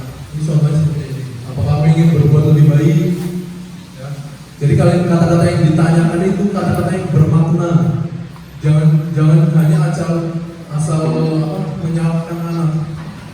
Lebih baik kita mengucapkan kata-kata yang bermakna dan menggugah hati mereka daripada asal berbicara. Apakah kamu lakukan ini saat ini sesuai? Apakah kamu siap untuk memulai? Ya. Apakah kamu bisa mengubah kegiatan atau perilaku kamu saat ini menjadi sikap yang lebih baik? Seperti itu, Ustaz dan Ustazah. Ya, cukup sampai di sini. Saya kembalikan kepada moderator mungkin jika ada yang ingin ditanyakan atau yang ingin didiskusikan. Barangkali nanti ada Ustaz dan Ustazah yang bisa menanggapi. Baiklah, demikian materi dari Ustadz Rizky. Sebagai penghargaan kita beri tepuk tangan yang meriah untuk beliau. Ya, sangat banyak ilmu untuk menghadapi anak yang kita dapatkan hari ini. Ustadz Ustazah, ada yang ingin bertanya, maka dipersilahkan. Oh, 3 penanya, dipersilahkan untuk angkat tangan dahulu. Oh iya, memberi komentar gitu ya Ustaz? Maksudnya terkait Ustaz? Oh terkait materinya, ya. Silakan Ustazah, ada yang ingin memberikan tanggapan atau bertanya? Silakan.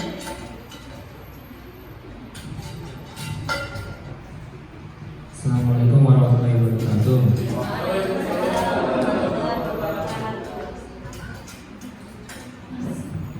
Bertanya,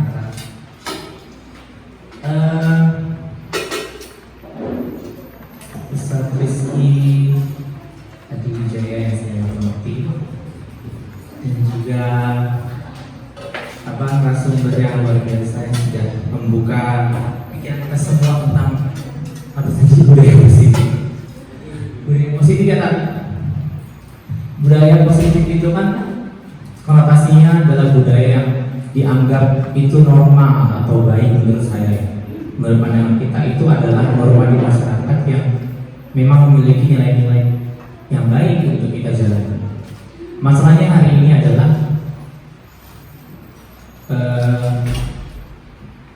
nilai-nilai yang baik itu menurut saya tidak dijalankan dengan cara-cara yang baik. Kita bermimpi atau memiliki mimpi untuk memajukan tempat kita seperti itu ya.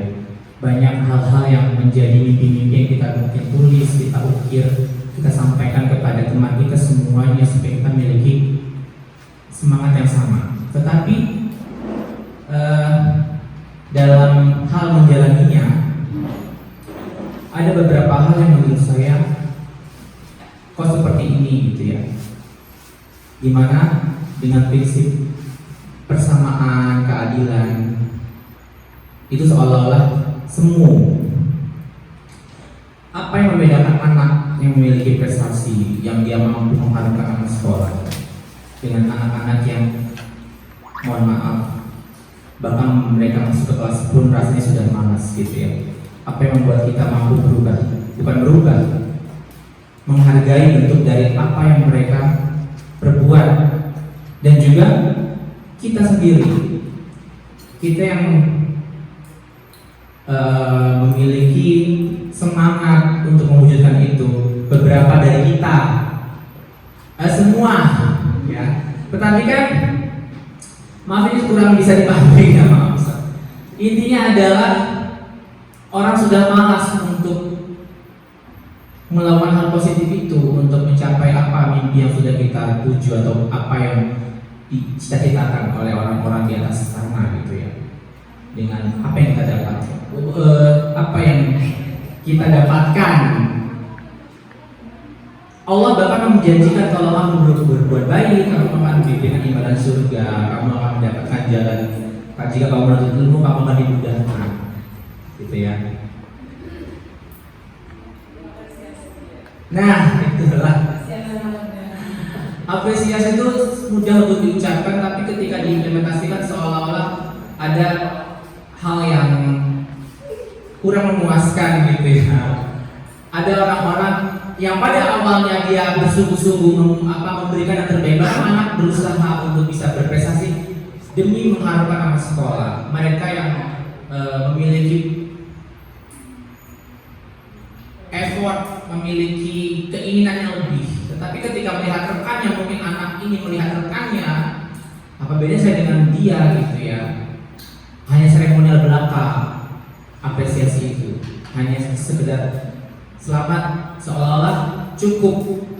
Padahal itu akan berdampak kepada apa? Penurunan motivasi juga. Kenapa saya harus bisa menjadi nomor satu walaupun dia tidak ada bedanya dengan saya, perlakuan atau hak-haknya atau kewajiban atau bahkan punishment pun tidak diberikan kepada seorang ini gitu ya. Atau minimal teguran yang bukan menghakimi tapi melainkan masukan. Dan saya juga bukan merasa yang terbaik, saya justru merasa bahwasanya saya prihatin melihat orang-orang yang dianggap memiliki kompetensi, anak-anak yang memiliki kecerdasan, kecakapan yang lebih. Kenapa itu tidak terjadi? Bukan tidak terjadi ya, terjadi, tapi mungkin belum dapat dirasakan atau mungkin belum menjadi salah satu motivasi bagi mereka untuk sama-sama berkompetisi dalam hal kebaikan itu atau astabiqul khairat. Ya Ustaz, pertanyaannya adalah pertanyaan dan diskusi juga, tadi diskusi aja awal.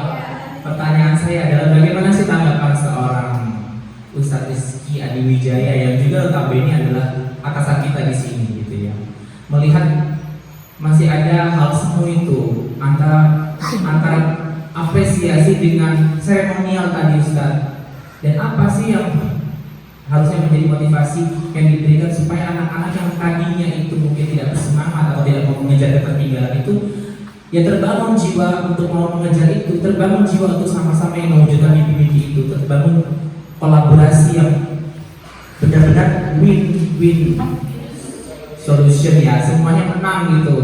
Kita tidak ingin ada yang merasa dirugikan atau merasa ditinggalkan, tapi kita ingin membawa dia, kita ingin mengajak dia untuk bisa memilih mencapai mimpi mana yang dia inginkan gitu, atau prestasi apa yang ada dalam dirimu, mari kembangkan bersama. Itu aja Ustaz.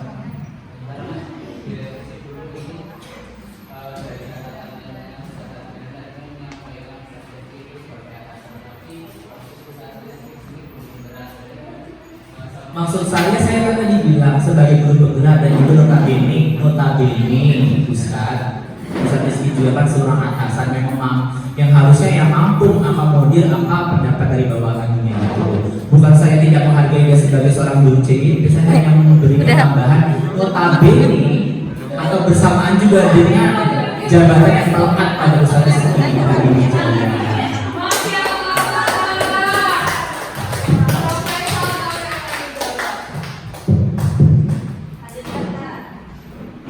Dijawab atau ke pertanyaan kedua atau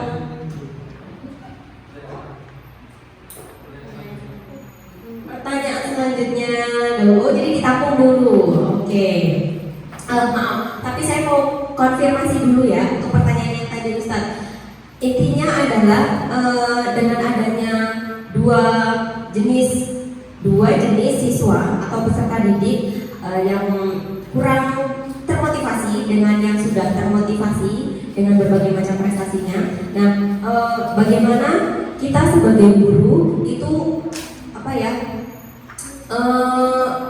benar-benar menghargai dan menandai eksistensi perbedaan mereka. Bagaimana kita memberikan istilahnya penanda bahwa mereka itu berbeda dari tindakan-tindakan kita. Jadi mereka merasa bahwa ya memang berbeda perlakuan antara anak yang belum termotivasi dengan yang sudah termotivasi gitu. Jadi mereka merasa ketika sudah melakukan hal-hal positif, mereka merasa ada perbedaannya gitu, tidak disamakan dengan anak-anak yang belum termotivasi seperti itu. Dan tindakan apa yang bisa memancing anak untuk termotivasi untuk menjadi anak-anak yang berprestasi gitu, maksudnya mengejar seperti teman-temannya yang sudah berprestasi. Kurang lebih begitu ya, kurang lebih seperti itu. Oke. Kita lanjut ke pertanyaan kedua. Zahila dipersilakan.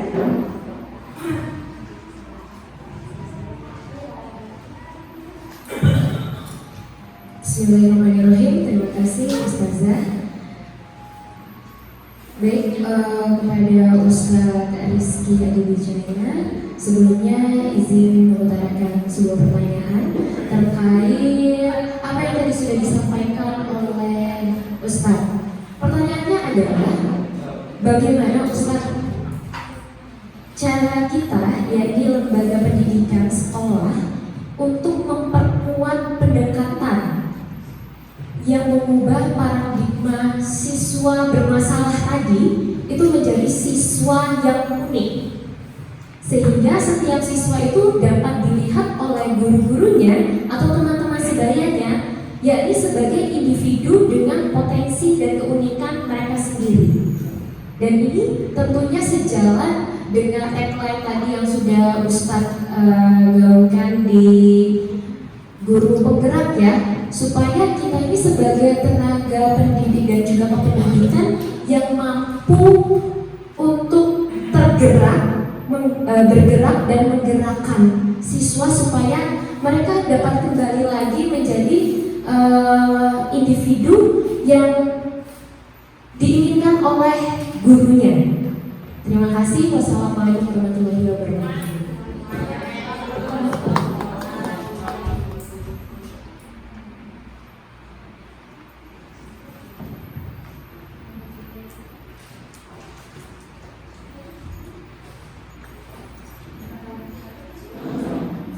Maaf saya konfirmasi dulu ya, yang tadi saya agak kurang fokus.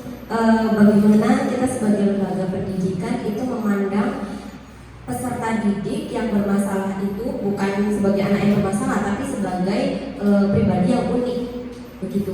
Dan bagaimana cara kita menggerakkan mereka dari keunikannya ini untuk menjadi sesuatu yang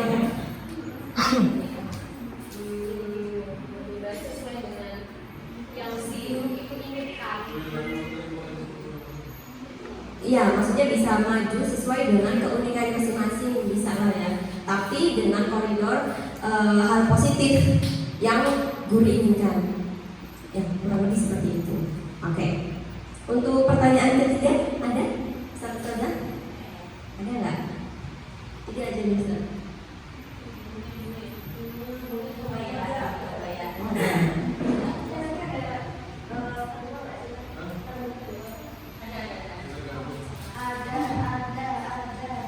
Bismillahirrahmanirrahim. Izin bertanya Ustaz, mungkin buat Ustazah yang lain juga, karena kan sesinya diskusi. Ini kan budaya positif, atau kalau kita sering dengar itu sekarang ada positive vibes gitu ya. Sebenarnya untuk membangun budaya positif, kalau yang saya pahami adalah itu gak cuma ke anak aja, tapi gimana kita ke rekan kerja ataupun ke lingkungan sekitar kita. Nah, saat kita merasa mungkin ada beberapa atau ada hal-hal yang kita rasa ini bisa bukan menghambat bisa mempengaruhi budaya positif yang ada, mempengaruhi budaya positif yang akan dikembangkan kerja gitu. Jadi bukan hanya ke anak tapi juga membangun budaya positif itu di rekan kerja gitu. Mungkin itu pertanyaannya. Terima kasih. Saya tutup lah ya karena pertanyaan terakhir. Assalamualaikum warahmatullahi wabarakatuh.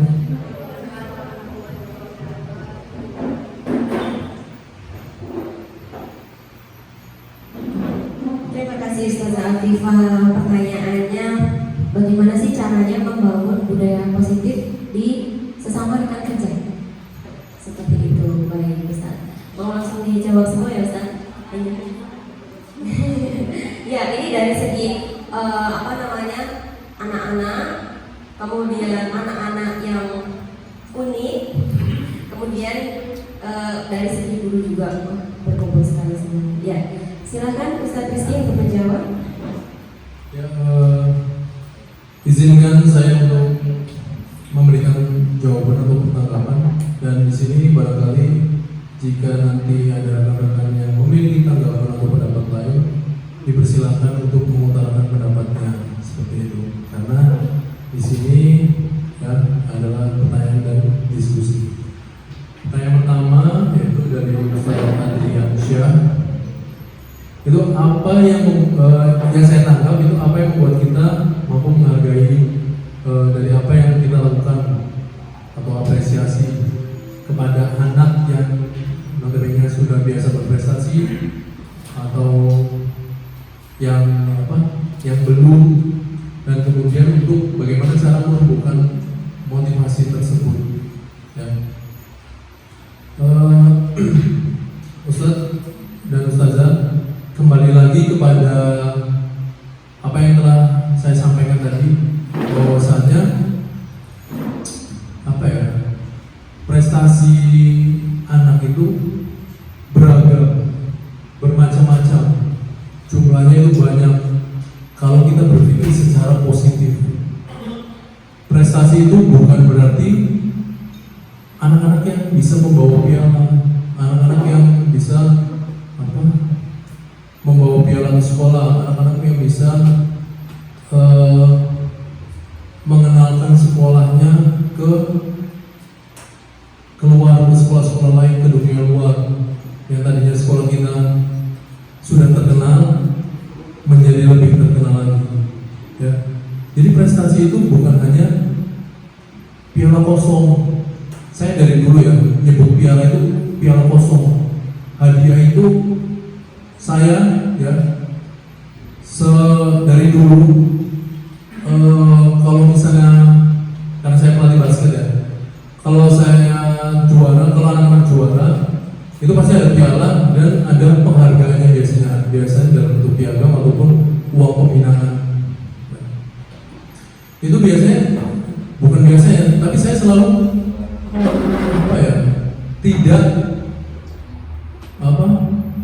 tidak menyuruh anak atau tidak membuat pandangan anak itu berubah dari segi prestasi. Malah justru prestasi itulah, pencapaian mereka itulah penghargaan tersendiri bagi diri mereka sendiri. Ya. Prestasi tersebutlah yang menjadi penghargaan untuk dirinya sendiri. Piala itu hanya isinya itu kosong, kopong. Ya, hadiah, uang pembinaan, untuk makan aja habis. Tapi poin pentingnya adalah ketika anak mencapai suatu prestasi itu yang menjadi penghargaan untuk dirinya sendiri. Lalu bagaimana dengan anak-anak yang belum berprestasi dalam tanda kutip, kayak membawa piala? Nah, kembali lagi ya, penghargaan itu atau prestasi itu banyak jumlahnya. Dengan anak bisa itu tadi mengikuti keyakinan kelasnya ya, bagi ustaz dan ustazah wali kelas, saya yakin itu sudah menjadi prestasi tersendiri. Misalnya kemarin ada lomba kelas literat ya, di situ pasti muncul anak-anak yang notabene bukan di prestasi di bidang kayak kir atau prestasi olahraga atau prestasi yang di luar yang membawa piala. Di situ pasti anak-anak itu muncul ya. Nah disitulah itulah apresiasi kita yang seharusnya kita munculkan, ya. Jadi jangan lagi berpikir, oh prestasi itu yang bawa piala ke Imbos ya, oh prestasi itu yang bikin Imbos namanya terkenal, yang dibuat flyer di upload di IG. Apakah seperti itu? Menurut saya itu tidak. Prestasi itu banyak macamnya, tergantung dari sudut mana kita menilai dan menanggapinya. Anak-anak dengan kedisiplinan tinggi menurut saya adalah prestasi. Saya sangat menghargai anak-anak yang bisa hadir, apalagi yang menjemput saya ketika saya di kantor untuk olahraga. Ustaz, udah jamnya olahraga. Saya kadang berpikir, oh saya sampai dijemput ini ya. Saya merasa senang pada saat itu. Ya. Itu berarti anak-anak itu oke gitu sama kita. Dan menurut saya itu adalah prestasi buat mereka. Seperti itu. Jadi lalu bagaimana untuk menumbuhkan motivasinya? Yaitu tadi Ustaz dan Ustazah, penghargaan, kesadaran atas dirinya sendiri untuk mendapatkan suatu prestasi, bahwa aku bisa mencapai prestasi ini, aku bisa menjadi ini, aku bisa menjadi orang yang disiplin. Itu adalah motivasi yang seharusnya kita tumbuhkan, bukan hanya dari segi apresiasi. Oh kamu ranking 1 nanti dapat hadiah ini. Tidak Ustaz dan Ustazah, tapi lebih kepada motivasi itu harus tumbuh dari dalam diri murid-murid itu sendiri. Seperti itu. Mungkin itu saja Ustaz Adrian yang bisa saya jawab. Mungkin teman-teman yang lain ada yang mau ditanggapi. Bagaimana Ustaz Adrian?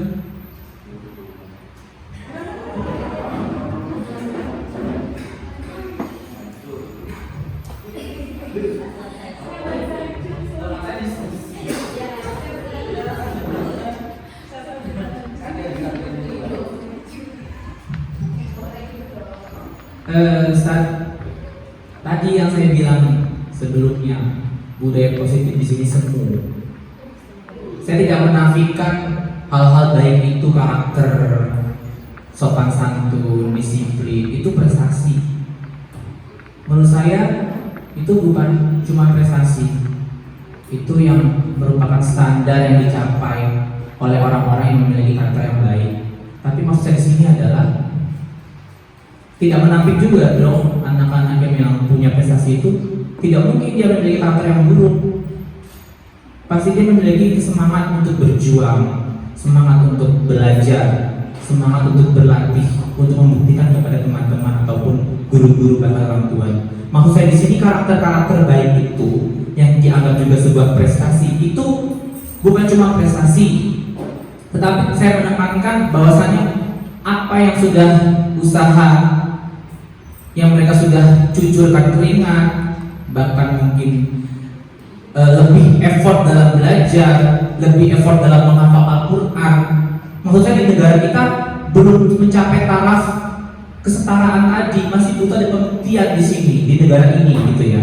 Bukan konsep seperti di negara barat yang apapun itu memang memiliki equal di society mereka. Mereka menghargai apapun sekecil apapun. Masalahnya budaya kita di sini itu adalah budaya yang harus membuktikan terlebih dahulu, dan juga lembaga apapun itu pasti akan memberikan semacam sesuatu gitu yang membuktikan, melegalitaskan memang kamu memiliki prestasi yang spesial di antara yang lain gitu. Saya tidak menafikan bahwa karakter bagus, menyapa guru itu bukanlah prestasi, tidak. Tapi sini menekankan bahwasanya mereka yang memiliki atau sudah memberikan sumbangsih itulah, itu juga patut loh. Tidak mungkinlah mereka berasal bahkan dari anak-anak yang biasa-biasa saja gitu. Saya yakin mereka juga sudah memiliki, memahami apa itu karakter yang baik, sopan santun, disiplin. Saya setuju dengan Ustaz Rizky bahwasanya kita tidak bisa hanya menilai prestasi dari apa yang sudah mereka bawa piala. Tapi masalahnya jangan hanya itu sebagai semacam apa ya, pembenaran gitu Ustaz. Itu sebagai semacam pembenaran, padahal masyarakat kita Bahkan orang di luar sana pasti akan meragukan keahlian kita kalau tidak ada hitam di atas putih, kalau tidak ada bukti yang otentik. Bahkan orang bisa mengaku saya ini itu, tapi kalau dia tidak membuktikannya, ya tidak dihargai, itu masalahnya.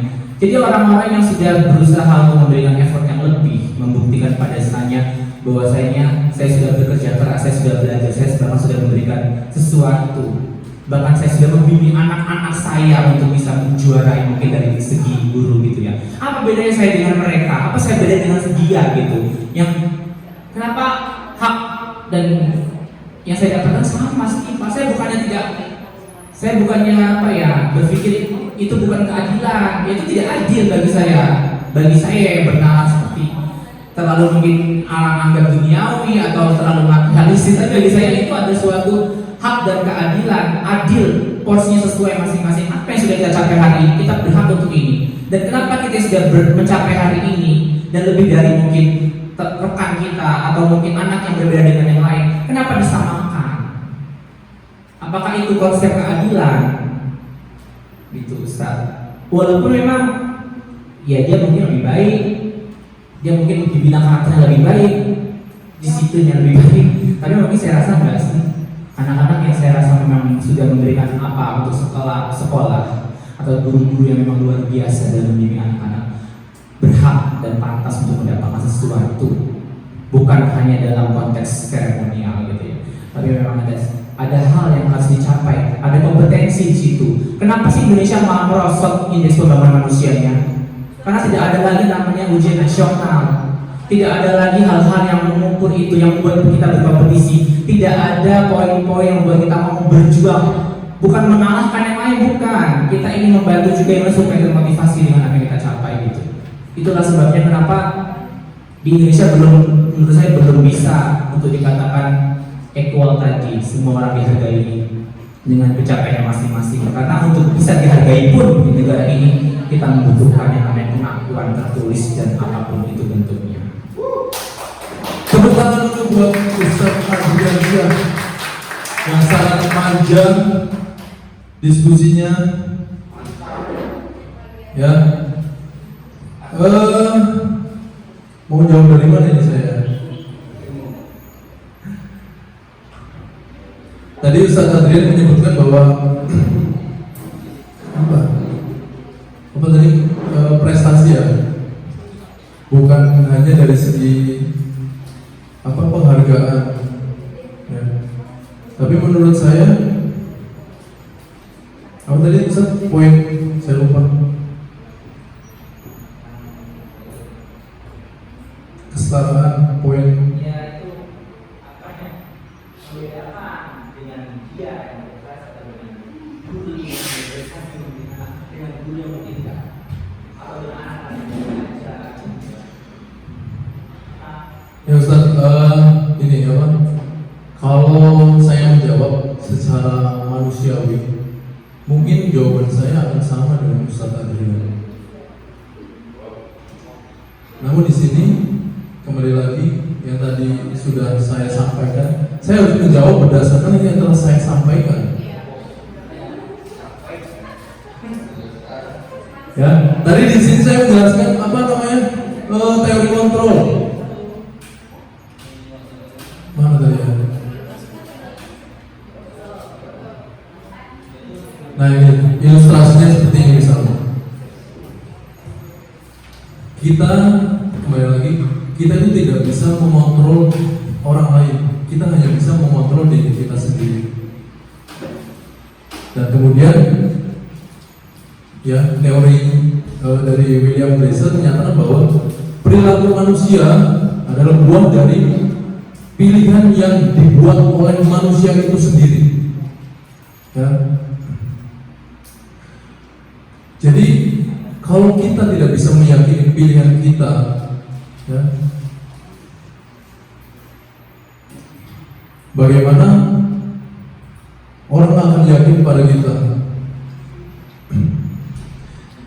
Jadi intinya menurut saya Ustaz Adrian, ya, kita harus percaya dengan pilihan yang telah kita buat, terutama termasuk juga di instansi ini. Kita tidak bisa mengatur orang lain.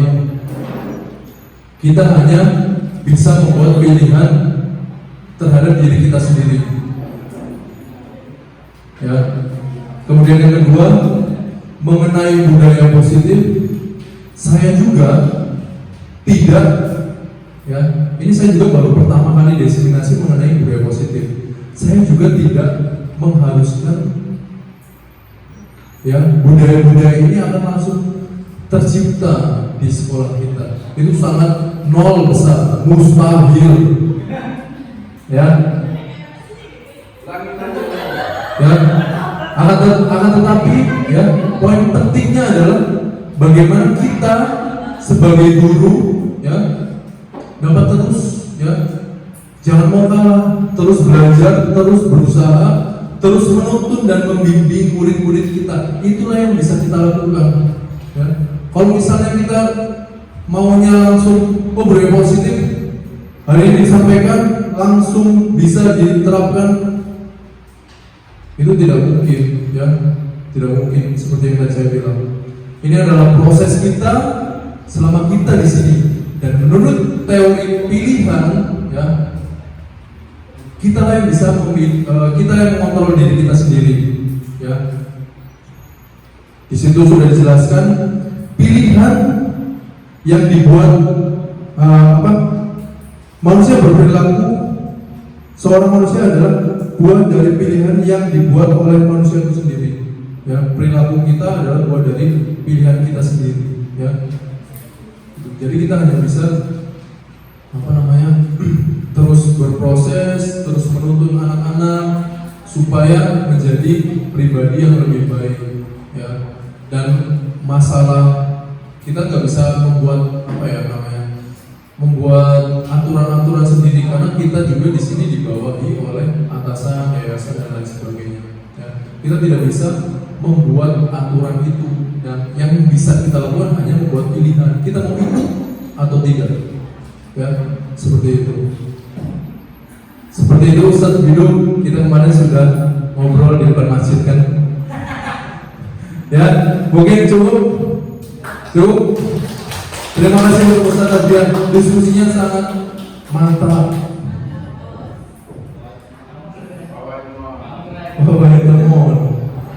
Yang kedua, bagaimana cara kita untuk memperkuat pendekatan untuk menjadi individu, maksudnya memperkuat pendekatan kepada anak, ya, untuk menjadi individu unik dengan potensi mereka masing-masing.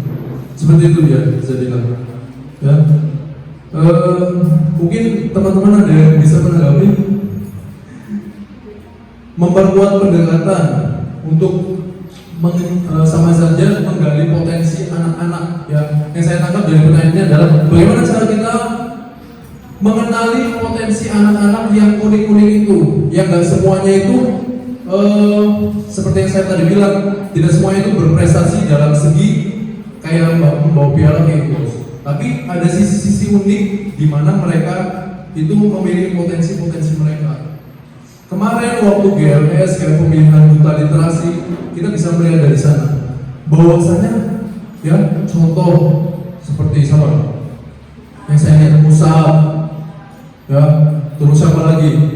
Saya juga kaget, ternyata anak ini memiliki karakter yang luar biasa. Dilihat waktu itu saya melihat dari pada saat dia mau fashion ya, mau penampilan ya, kalau nggak salah, mau pada saat penampilan ternyata nggak connect antara ininya. Kemudian dia bisa menjelaskan dengan tutur bahasa yang baik, dengan meminta maaf, dengan gelagat atau bahasa tubuh yang baik. Itu menurut saya luar biasa, dan inilah yang menjadikan kita harus dekat dengan anak-anak. Oh, ternyata dari acara GLS kemarin, duta literasi kemarin, kita baru bisa melihat, oh ternyata acara itu bisa membuat kita menjadi dekat dengan anak-anak. Yaitu tadi Ustaz Zadila lakukan, membuat program gerakan literasi sekolah, itu adalah salah satu cara pendekatan yang bisa kita lakukan kepada murid-murid kita. Ya. Kolaborasi antara guru dan murid pada satu program, misal contohnya kayak GLS, ataupun nanti misal ada kegiatan lain seperti Milan, kita bisa berkolaborasi dengan anak-anak. Itulah yang membuat kita bisa menemukan karakter unik pada anak-anak kita. Mungkin seperti itu Ustazah Dila caranya. Terima kasih. Selanjutnya yang ketiga, pertanyaan juga, budaya positif. Bagaimana kita sesama rekan kerja membangun budaya positif? Bagaimana Ustazah kira-kira?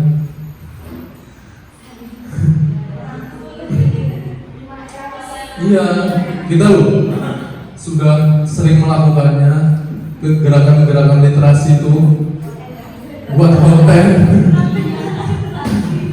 kegiatan 5S sebelum sapa salam yang meneladani diri kita untuk menjadi teladan bagi murid. Ya. Kemudian dari saya rasa yang Ustaz dan Ustazah sudah lakukan sudah bisa membangun budaya positif di lingkungan kerja. Ya. Mungkin juga apa ya? Itu tadi membuat, kalau di saya itu ada yang namanya apa sih? Ini apa? Kelompok praktik. Contohnya kayak MGP kelompok. Ya. Itu di situ bisa membangun budaya positif. Jadi di situ yang diobrolkan yaitu masalah yang ada pada kegiatan pembelajaran Ustaz dan Ustazah seperti itu, ataupun kegiatan program-program lainnya itu juga bisa. Mungkin itu dari saya. Cukup. Terima kasih atas pertanyaannya, Ustaz dan Ustazah. Di sini saya meminta apa namanya? Yang pertama, refleksi ya dari Ustaz dan Ustazah melalui Jamboard yang saya bagikan ke linknya di grup. Dibuka Jamboardnya, di situ ada Ustaz, di sini pilih stick note, ketikkan nama, terus isi jawaban Ustaz dan Ustazah. Nah untuk slide-nya diisi-isinya di sini. Ya sekarang kita terakhir ya ini, itu ada quiz.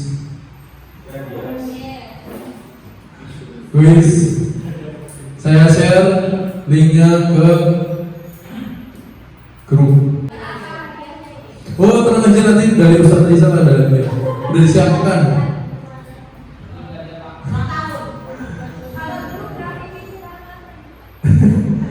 Kalau sekarang apa ya?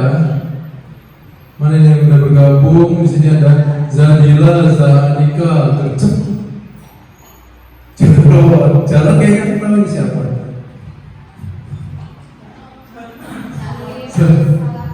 Joshua. Ayo, ini akan ada hadiah spesial, jadi untuk 10 terbaik.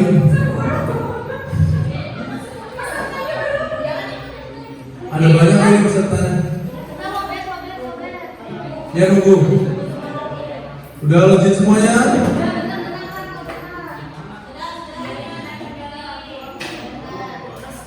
Ya, kita untuk mundur ya.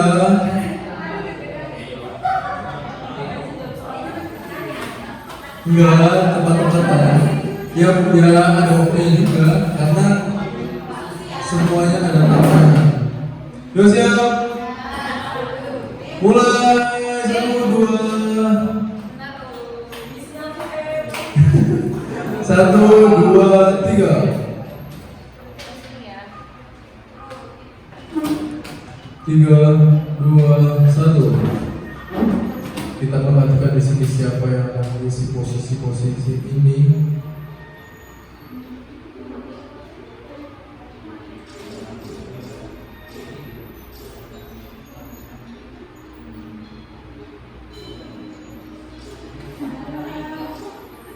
Oh, Jarot, luar biasa si Jarot ini.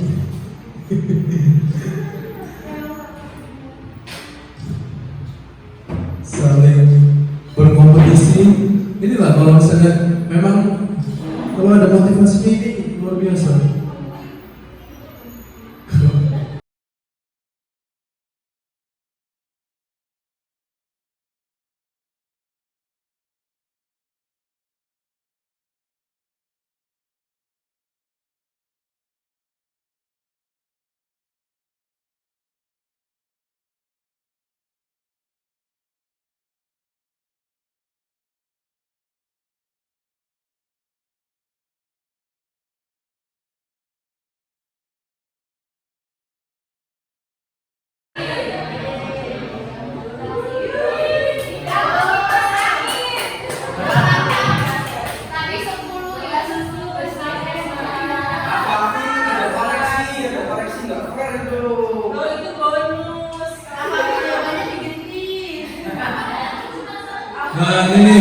Oh ini yang lengkapnya.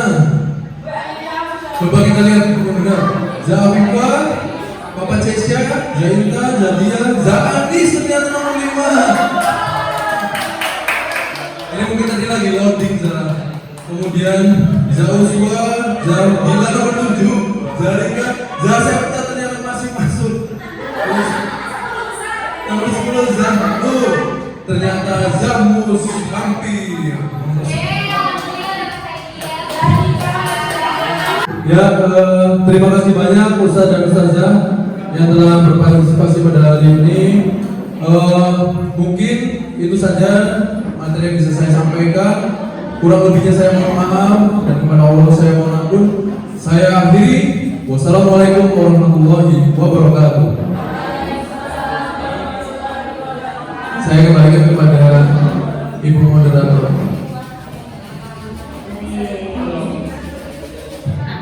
Alhamdulillah Ustaz Ustazah, selesai ya untuk pemateri yang pertama. Ini karena kita mengejar durasi, jadi kita akan langsung berlanjut ke pemateri yang tidak kalah fenomenal. Pemateri kedua kita, yakni Ustazah Septa Putri Nugraha. Kita lihat ya, nanti siapa tuh dapat door prize juga. Sebelumnya belum pernah merasa senang hari ini ya setelah penantian panjang. Oke, Bismillahirrahmanirrahim. Assalamualaikum warahmatullahi wabarakatuh.